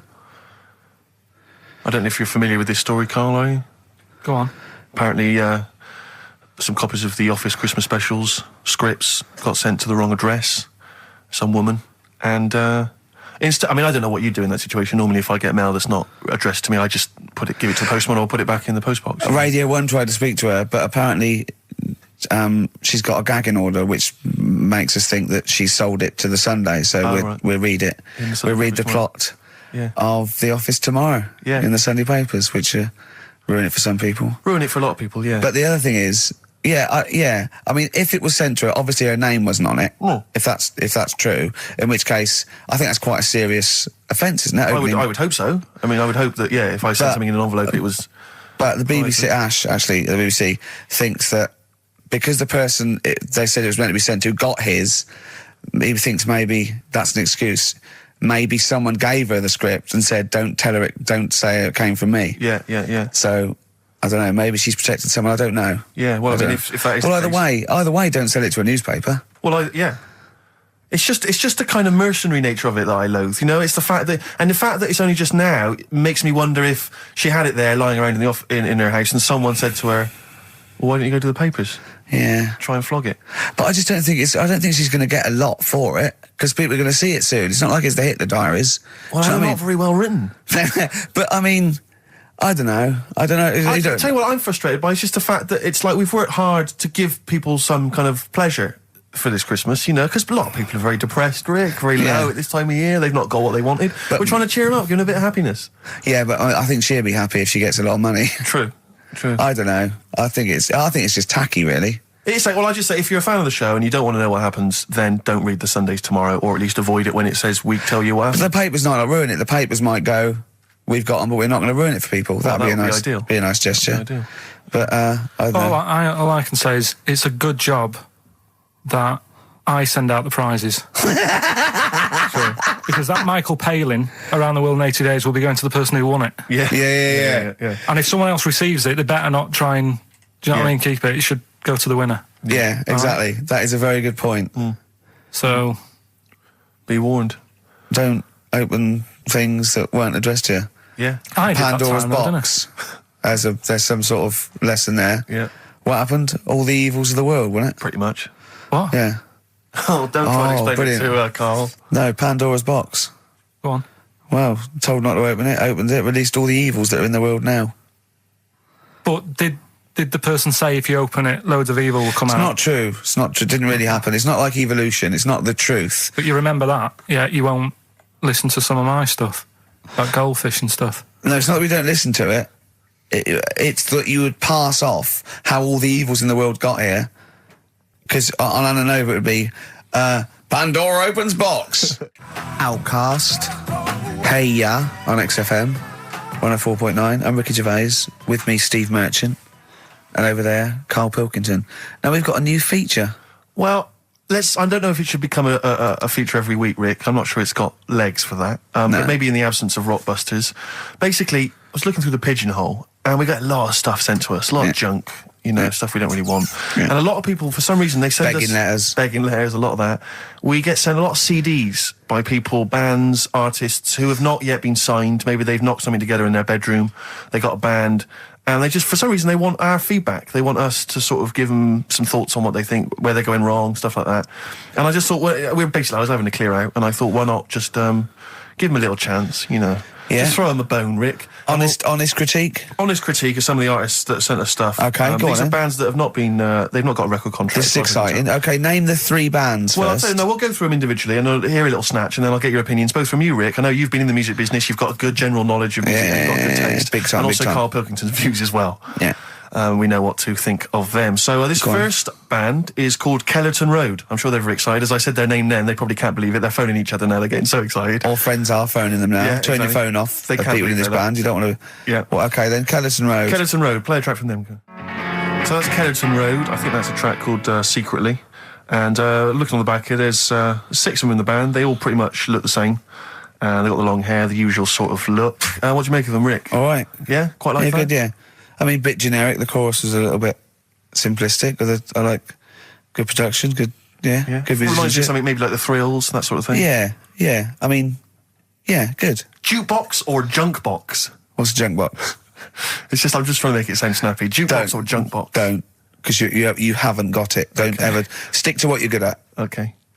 What, being sexy? Just sort of watching Doctor Who and stuff. You like that, don't you? Yeah, I love it. Okay, then, right, what's the next one? So, well, let's just ask Karl Pilkington's opinion. Karl, what were your thoughts? Yeah, it's all right. Yeah? Yeah. That's it, is it? Yep. Is that why you're no longer right for the enemy? Go on. So what's this next one you've got for us then, Karl? Toffee. Toffee? It's called Born Depressed. Oh, dear. Brilliant. Is it about you? There we go, I Toffee. quite like that. Yeah? That's sort of a bit glammy, bit underground. Yeah. What do you make of the name, Toffee? I don't like the name. It's not great, is it? No, but I quite like that track. Quite like the track. I'm just looking at the CD, they've made it themselves, and basically the band feature on there completely nude. Oh. What do you... Well, we know what we think of that. What do you think of that, Karl? I'm happy with that. Let's have a look, though. Have a look there. That's no point, is it? There's quite a lot of blokes and there's one naked lady. Just having a look, though. Yeah. What are you looking at the blokes? What are you looking at? Why are you looking at the blokes? That's knob. Just having a look. But you look at their knob. I can see by the way your eyes are looking. I'm looking at the woman's knob, though. Well, she won't be happy with that. No, that's a bloke, Karl. Yeah, that's where you've been going wrong. Yeah, that's the woman. Yeah, Yeah. that's what I was looking at, that one. The woman's knob, so that's all right. Yeah. Good. So Rick, hit parade or shit parade? I don't know if it's going to be. I don't think it's going to be a hit yet because I haven't got backup. But I think we're looking more about whether they get A record deal. Do you think they deserve one? Yeah. Thumbs up for both of them. Okay, excellent. Well done. All right, well done. Karl, play the last one then. What did you make of it? Sorry, we didn't ask your opinion. We weren't interested. I Like to see him on CD UK. Just like that on the CD cover. Okay, okay. And this last act, I think, is this right? Picture Centre? Yeah. Picture Centre. Picture Centre. My favourite. You like that? Yeah, that's my favourite out of all of them. Good, there's a bit of Amy Mann in there. A little bit Cocteau Twins. Yeah. No, really good. I really like, really good, really intriguing that. Karl Pilkington? Yeah, it's alright. If you didn't like it, what would you say? It's weird though, isn't it, music? No, do you know what I mean? It's like, it depends what you're doing. Do you know what I mean? That's alright. If you're just having a game of crib or whatever, it's just on in the background.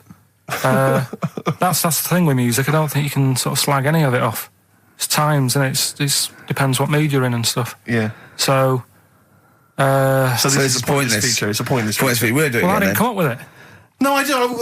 All right, don't slag it off. Okay, we'll do that again then. I was quite enjoying that, but okay. No, do you understand what I'm saying? Well, that it's not worth having an opinion about music.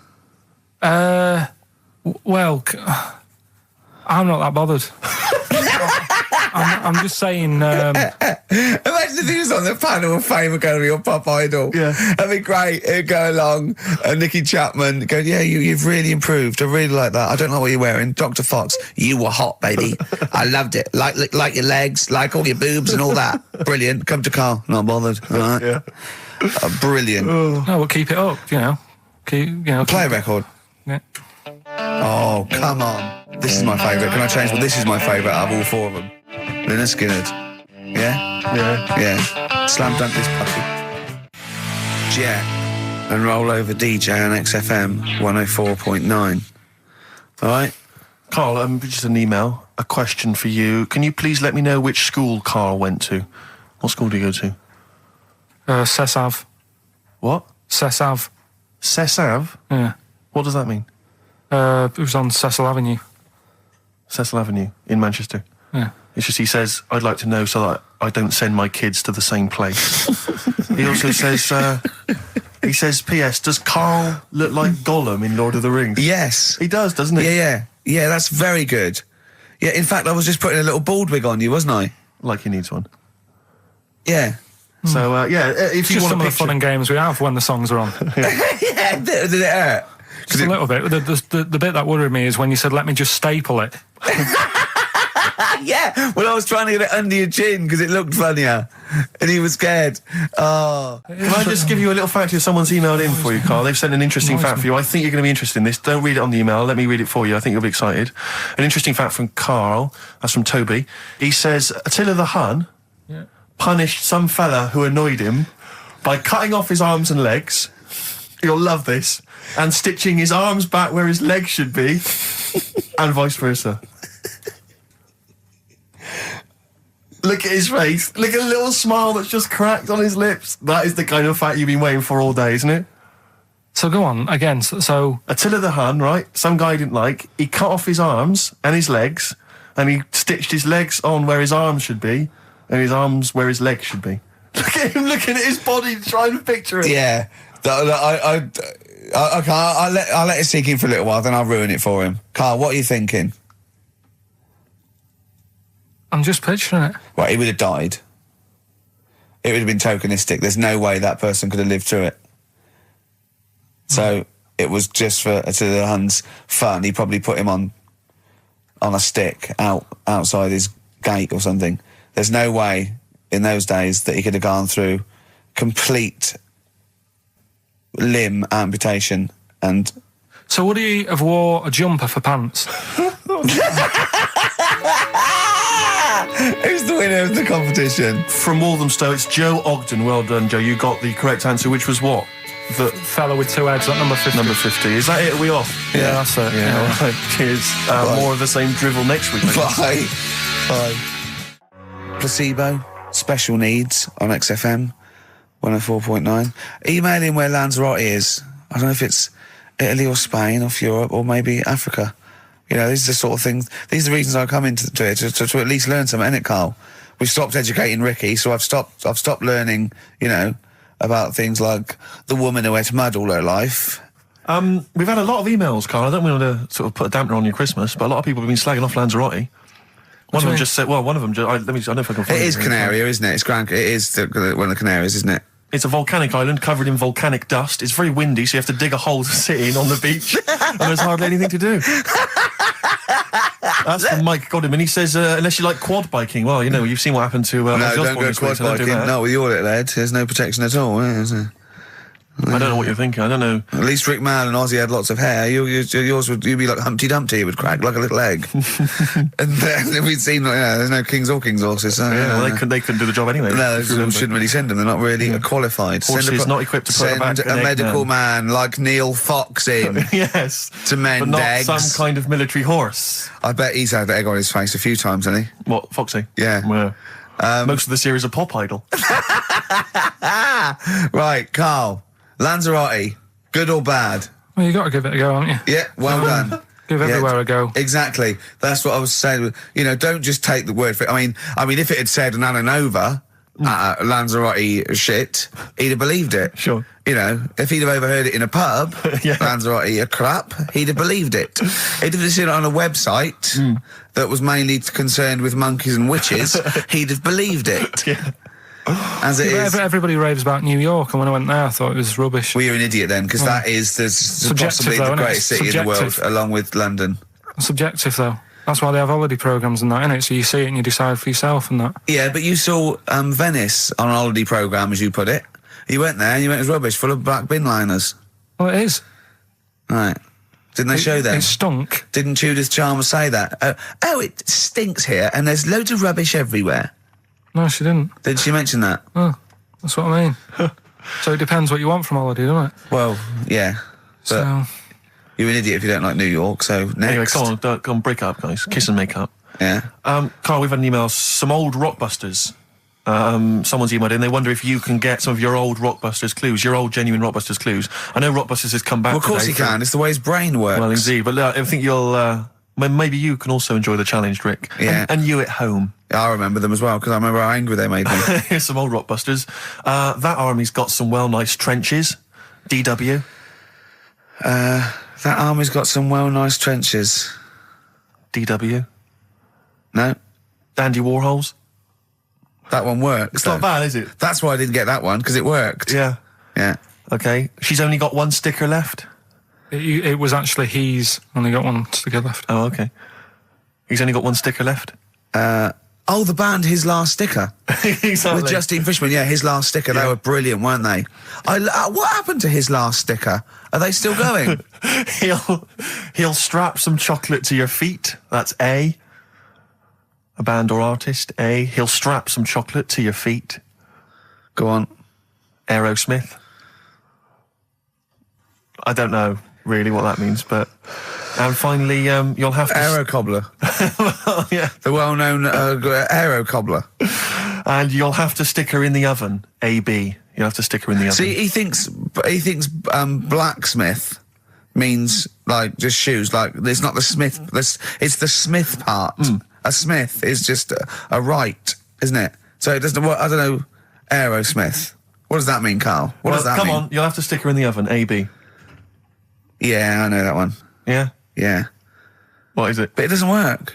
Apparently it does. You'll have to stick her in the oven. AB. Single or artist. What, Anita Baker? Anita Baker. Why you have to stick her in the oven? I need to bake her. Oh, I need to. But why didn't you say, like, you'll have to get his hair cut and put a nice white chef's hat on? That's Anita Baker. See, that works. That works, Carl. I need to bake her. Doesn't work. It is shite. Okay, well, listen, before you judge, listen to today's Rockbusters. Okay. They're here with us now. Here's Karl Pilkington. Yeah, He's got back them. just for Christmas. Brilliant. I've only got two, really. What? Because I was trying to work one out before, right, in my little room. Yeah. I was looking at different band names, thinking, what can I do? Yeah. Couldn't concentrate, because Ricky was in there, trying to spray deodorant all over the place. Right? Well, you should have done them yesterday. You should have shut me out. Right. So there's just two. Brilliant. Well, Okay. I've kind of got an idea for the third one. fine, I'll all right. have a go. Yeah. Right, so anyway, the first one... Should we play a record and come back to this? 'Cause We'll it's do been it a- quickly, yeah. we'll do it quickly. No, play a Alright, record. This is then. rubbish. Yeah. Rubbish. Libertines. Useless. Give me the gifts. Let me have a look what prizes you've got. Libertines, Don't Look Back Into the Sun on XFM. Well, the general public are getting involved with Karl's holiday, and I mean, this has been a damning report on Lanzarote. There's not been a positive word written about Lanzarote so far. Wow. It's volcanic, there's no natural water supply. Apparently there's no natural water supply, it's you all have to imported. sit in a hole. What do you think of this, Karl? What do you think of the people that want you to know that you're going to a rubbish place when you can't change it? What do you think of that? Rubbish though, will it? What do you mean? All right. What do you mean it'll be right? Because I'm going to go there thinking, oh, there's no water and that, and there will be water. No, they didn't say there's no water. What did they say then? There's no natural water supply. Whatever. I'm not bothered. Doesn't bother me. All right. I'm going to have a good time and that. What are you going to do? What do you plan to do? Got a book. What book you got? Rich Hall book. I'm just going to read that. So, Brilliant. And the weather's better than here, isn't it? Yeah. So...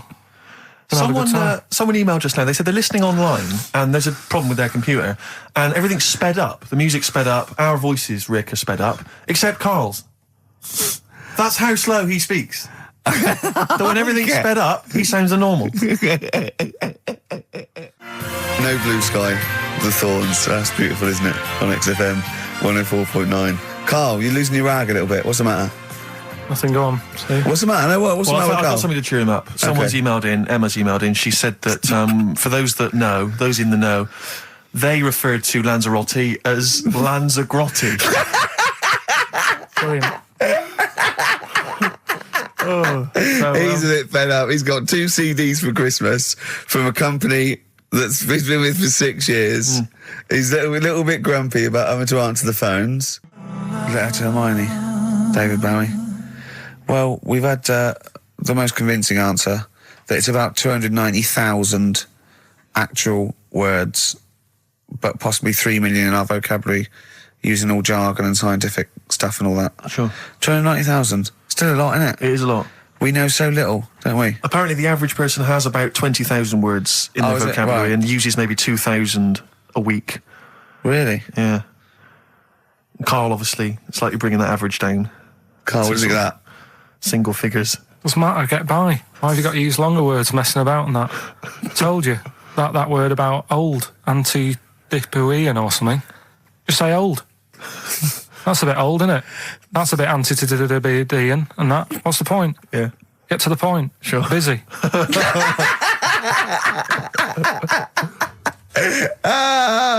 Right, okay. Are you in a film this week, Karl? We're doing that now? Yeah, go on. Get it over with. Hang on a minute then. Get it over with. Let's get this show over with. We can go home. You can go off to Lanzarote and sit on some ash. Some charcoal. He's not happy about that. That's annoyed him. The listeners have all ganged up on him. Yeah. XFM giving him 2 CDs. We've had more calls for his resignation this week than ever before. What do you think of that, Karl? What do you mean? There's another reason. Do you know what I mean, though? Because he's grumpy. He's not just giving it. He goes, well, I can't help it, can I? I don't want it. You're being paid well to do a job. People have tuned in to be entertained, to have good songs. Me and Steve are working here. I'm pressing the buttons. I'm paid to press the buttons. That's what I'm doing. Has every CD started on time? Then yeah. why would they give you Monday off if you just paid to press the buttons? Don't get every other Monday off, do I? So have you stopped doing that now, have you? Well, yeah. Why? Because there's work to do in that. I'm not moaning about it. Let's get on with it. Blur on XFM 104.9. I forget the name of that track, but it's good. Good song. Thanks very much. Oh, good song. Yeah. Oh, right. I just thought you were complimenting giving his opinion. Right, Yeah. go on. The what? Are we still on the air? Yeah.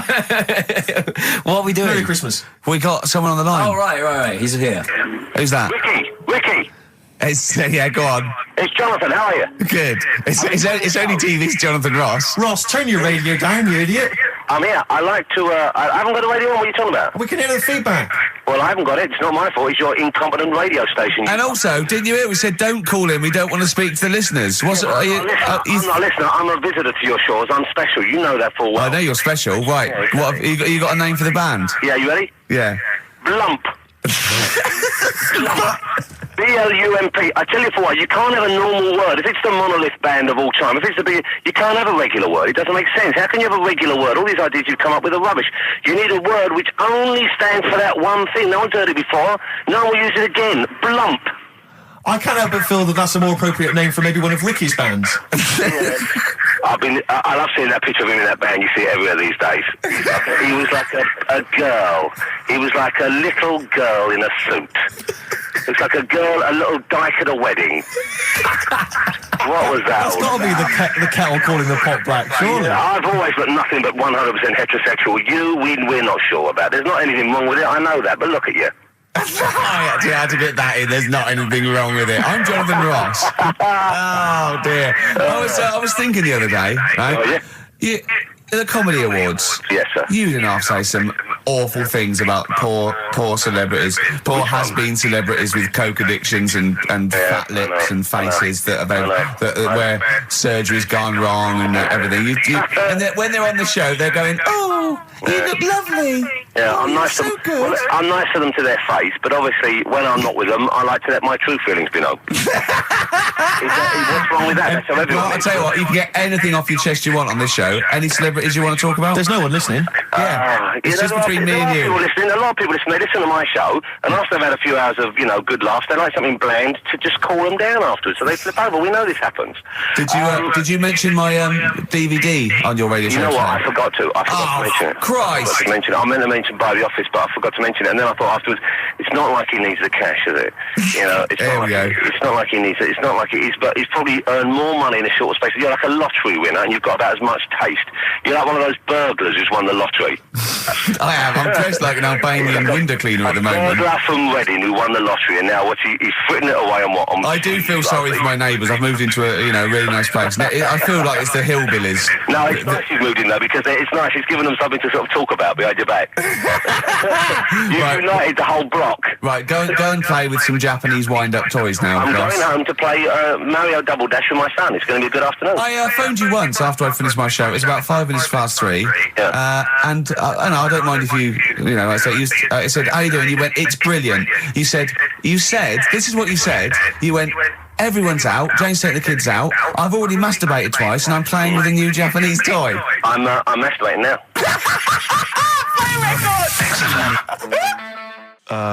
Kings of Leon, Wasted Time on XFM 104.9. Sorry, I was sidetracked there by just some of the band names. Now listen, I want to put in 2 of my own. I want to win that pile of tat out there, right? I've got 2 names here, okay? Would you just remind people in case they've just tuned in? Oh yeah, Ian Canfield has chosen his mega band of all time. He's got Keith Moon on drums, he's got Lemmy on bass, he's got Keith Richard on guitar, he's got, who have you got singing? Robert Plant. Robert Plant. And their manager is Vance. But he needs to announce them at Wembley Arena. They're already sold out. They're at number 1 in the album charts. They're the greatest rock band of all time. And I've got 2 suggestions. Okay. What about this? Please welcome to the stage. Tungsten lung hemorrhage. Yeah, good. Yeah? Please welcome to the stage. God dildo. God dildo, interesting. Nice juxtaposition there of God, the almighty creator, and a dildo.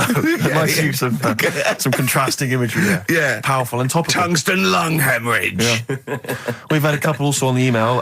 People didn't really include their names, but who cares? Please welcome to the stage, Balls of Steel. Balls of Steel, yeah. And we've had like Brain Hammer. Yeah. Brain Hammer's good. I Lots like of Brain Hammer. brain-related stuff. Quite liking the idea of tumour fish. Tuna fish, I like. Tuna fish is very good. I like tuna fish. I just wonder if there's one more contender. I don't know who this was, Ian, that phoned in with it, but possibly it's topical. Yeah. Deathly Hem. Yeah. Deathly Hem. It's brilliant. Oh, it's Deathly Hem. Please welcome to the stage, Deathly Hem. It's Deathly Hem. Who's that? We've got to give it to I don't know who that was. Oh, well, if you came up with Deathly Hem, email again. Deathly Hem. It's the greatest name for the greatest rock band of all time. Will you please welcome to the stage, Deathly Hem. Turing Breaks, Mind Over Money, XFM 104.9. I'm Ricky Gervais, Stephen Merchant, little Karl Pilkington. Yeah. A couple of emails. Different people have visited various tourist attractions. Oh, yeah. Let me see who's this from. Not quite sure. But thanks very much indeed for it. So, there's a link here. It's apparently in Devon. Barometer World. Brilliant. It's the world of barometers. It was established in 1979. And by one bloke who had a lot and thought, I can charge £1 for this, definitely. Here's the out of his own house, probably converted back scuttle. Exactly. Yeah, that's not a euphemism for a sexual act. But look at the webpage here, Rick. There's a picture of a beautiful barometer being held by a beautiful lady. Lovely. Who's definitely his daughter. Yes, definitely. Come on, Kathy. Oh, that. Dad, no. Come on. Undo your top a little bit. Dad, definitely made to do that. Yeah. Oh. That slight look of I hope no one I know sees. Just check out Barometer World. Barometer World. Yeah, that's available. If you want to check that out, www.barometerworld.com. That's now, all the... barometers, do they work? They're to do with checking, is it the air pressure? Well, everything. But I think that's what it's based on, isn't it? Sort of low and high pressure, so it's going to rain, it's not going to rain. Yeah. Or going to be windy, but I wonder how accurate they are. I think in the days before satellite sort of weather surveillance systems, probably essential. Yeah. Nowadays... As essential as hanging some seaweed out by the back door? Probably. I think it's probably similar. I think it's the same one as holding a needle and thread over a pregnant woman. If it goes clockwise, it'd be a boy. Yeah. Yeah. The thing about a barometer is how far into the future can it predict? Exactly. How do you know? If it's a case of you may as well stick your head out the window to see if it's raining. Exactly. This barometer goes, oh, it's going to be windy and rainy. When? The barometer goes, soonish. Yeah. So I can't say, but it will, well, within the 7 days. I don't want to be specific because you'll have me. Yeah. You'll yeah, I don't want to, but I mean, I'm just a barometer. I'm not really a weather person. Analyse the information. Yeah, brilliant. What's in there what's happening? In there, what chemicals are being affected? How does it work? I don't know. I assume it's probably something. Wait a minute, let me email Barometer World. What could it be? It could be quite interesting. It could be mercury that's based on a sort of temperature. It goes up with. Oh no, but it's not temperature, is it, barometer? It's pressure. So it's probably just very fine. It's like a fine, very, very fine needle, isn't it? This is almost as embarrassing as last time we were on. We couldn't figure out what the name of the leader of China was. Was it the King of China? The Prince of China? Oh, this is where we were trying to imagine what it'd be like if all the Chinese people at once jumped up and down and made a big tidal wave. Tidal wave. But if you do know what the name of the leader of China is, we don't mean the name of the particular person in charge, but if it's a king of China, the emperor of China, the chancellor of China, the prime minister of China, didn't it? No, that was Japan. Yeah, this is it. I don't know what's the big guy in charge. Is he still the chairman? I know Chairman Mao was important. I think he was just the chairman. I think he just governed all the big meetings. Yeah, I don't know. He just kept the minutes. Head Chinaman? Head Chinaman. The major Chinaman. The top Chinaman. Number one Chinaman. Do you know what? We're going to be honest here. We know so little about China. It's true. We know so little about China. Yeah. It's embarrassing. But if you've got any interesting facts about China, then email in ricky.gervais@xfm.co.uk. Also, I imagine the email address to use if you're going to take part in this week's Rockbusters. I did read an interesting fact. I'm doing a show called Politics, and I was researching, and there's a thing about sweatshops. Yeah, no. Sweatshops, like Nike. There's these facts, right? And that these people get like, a few cents an hour, and the CEO, I forget his name, for a Chinese woman to earn his 5.2 billion, she'd have to work 8 hours a day, 7 days a week for 10,000 years. But Steve, they don't. They don't. They don't. They obviously don't want to. Exactly. They don't want to. They don't want to. Lazy, Rick. Blur. Out of time on XFM. Well, we're not out of time. We've still got an hour left, boys. Hey! Luckily. Brilliant. A lot of emails, obviously, about the Chinese. People as fascinated as we are. I don't want to discuss it, interminably, Rick, because there's so much to say, and we've said most of it in the past. Yeah. Get a couple of emails. In fact, I think, Karl, you told us this information. Remind me of it again. If all the Chinese people in the world were in a line on that, because there's loads of them, you'd never get to the end of it. Right. No, it's not that. It's no, if all the Chinese people formed a line and started walking out of China, you'd never get to the end of it.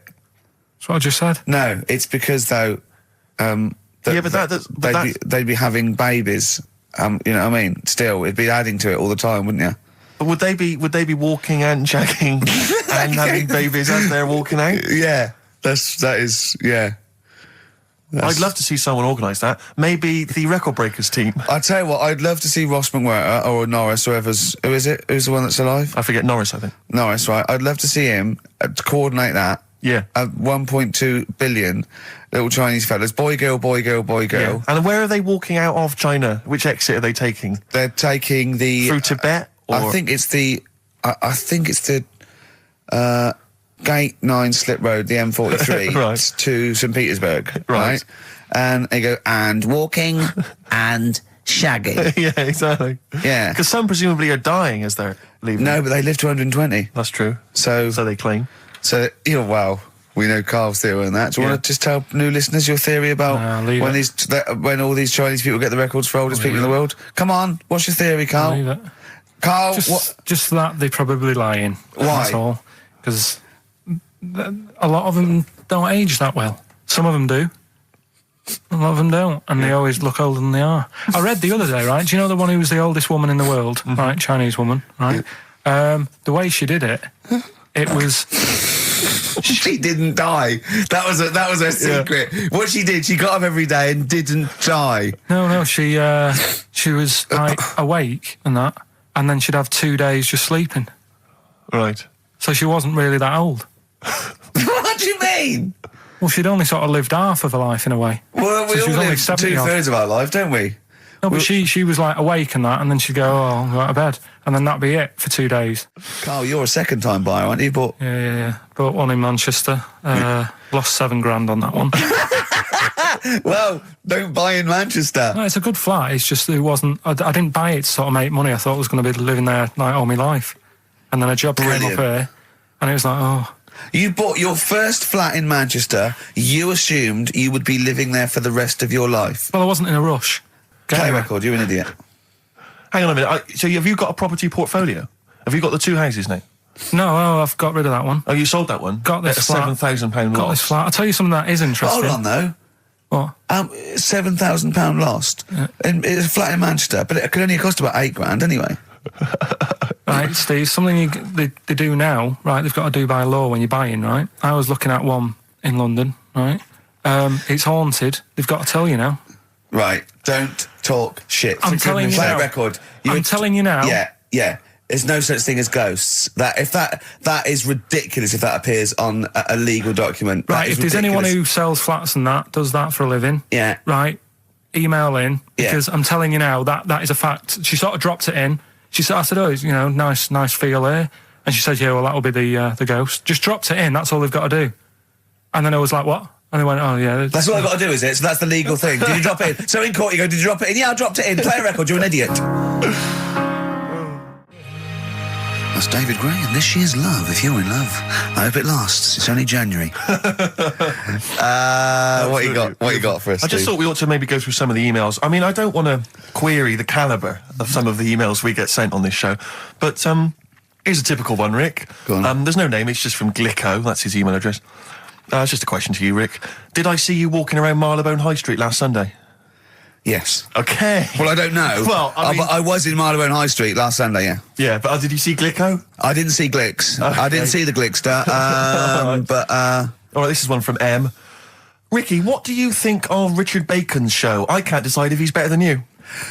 Nor can I. Any thoughts? Nor can I. I can't help her out on that one. Sure. That's a really personal thing. She's got to dig deep. She's got to look at both of us. She's got to find out what she likes. Yeah. And then whether I provide more of that than Baker's. Yeah. I mean, Baker Foyle's brilliant. Yeah. I'm not going to put myself up against him, so I can't help you. Next, Steve, next. Well, there's a lot of emails last week which were saying how much they enjoyed the Christmas specials. Thank you very much for that. That's very flattering of you. Cheers. There was also a couple. There was one. It was a guy. I'm sorry that I think I might have deleted it. But I should have sent a reply, because there was a guy from Canada saying, if there any chance you're around in March, whether you could pop in and have a surprise birthday dinner for his wife. Oh, why don't you keep that? I know. Sorry I can't bloody go now, can I, you idiot? Okay. I really apologise for that. Yeah. There's also, this is interesting, this is more for Carl, really. It seems unlikely. Is it from a doctor saying you're an idiot? We've got plenty of those. I tend to delete them. Okay, all right, yeah. Look at his face. No, it just says, don't like to complain, but I won the film competition about 5 or 6 weeks ago, and I haven't received my prizes. Oh dear, that's all Carl has to do on the show. We provide the chat, the records, the light entertainment. I mean, the glamour. Strokes of comedy genius. All Carl has to do is send out the prizes and say there was a monkey that was a bank robber at 5 to 3. Yeah. What's your excuse, Carl? Do you remember her winning? I've got all. Well, you're calling her a liar? Well, I am, because I don't remember ever seeing. Right, he's calling her a liar. So Joanne Ogden, you're claiming, is just making this up. She sent this in on a whim, trying to fool us and get some cheap tat. Wow. I don't believe that. I don't believe anyone would lie to try and get Knowing Me, Knowing You on VHS. I really don't. Well, I'll look in the records because we keep all the details, so... Do you know what I mean? Right. Well, one of you's in the wrong. Do you know what? Knowing you, Carl, I don't think it's Joanne. No. Has anyone else ever emailed in saying they haven't got the bag of crap? No, they haven't. They haven't.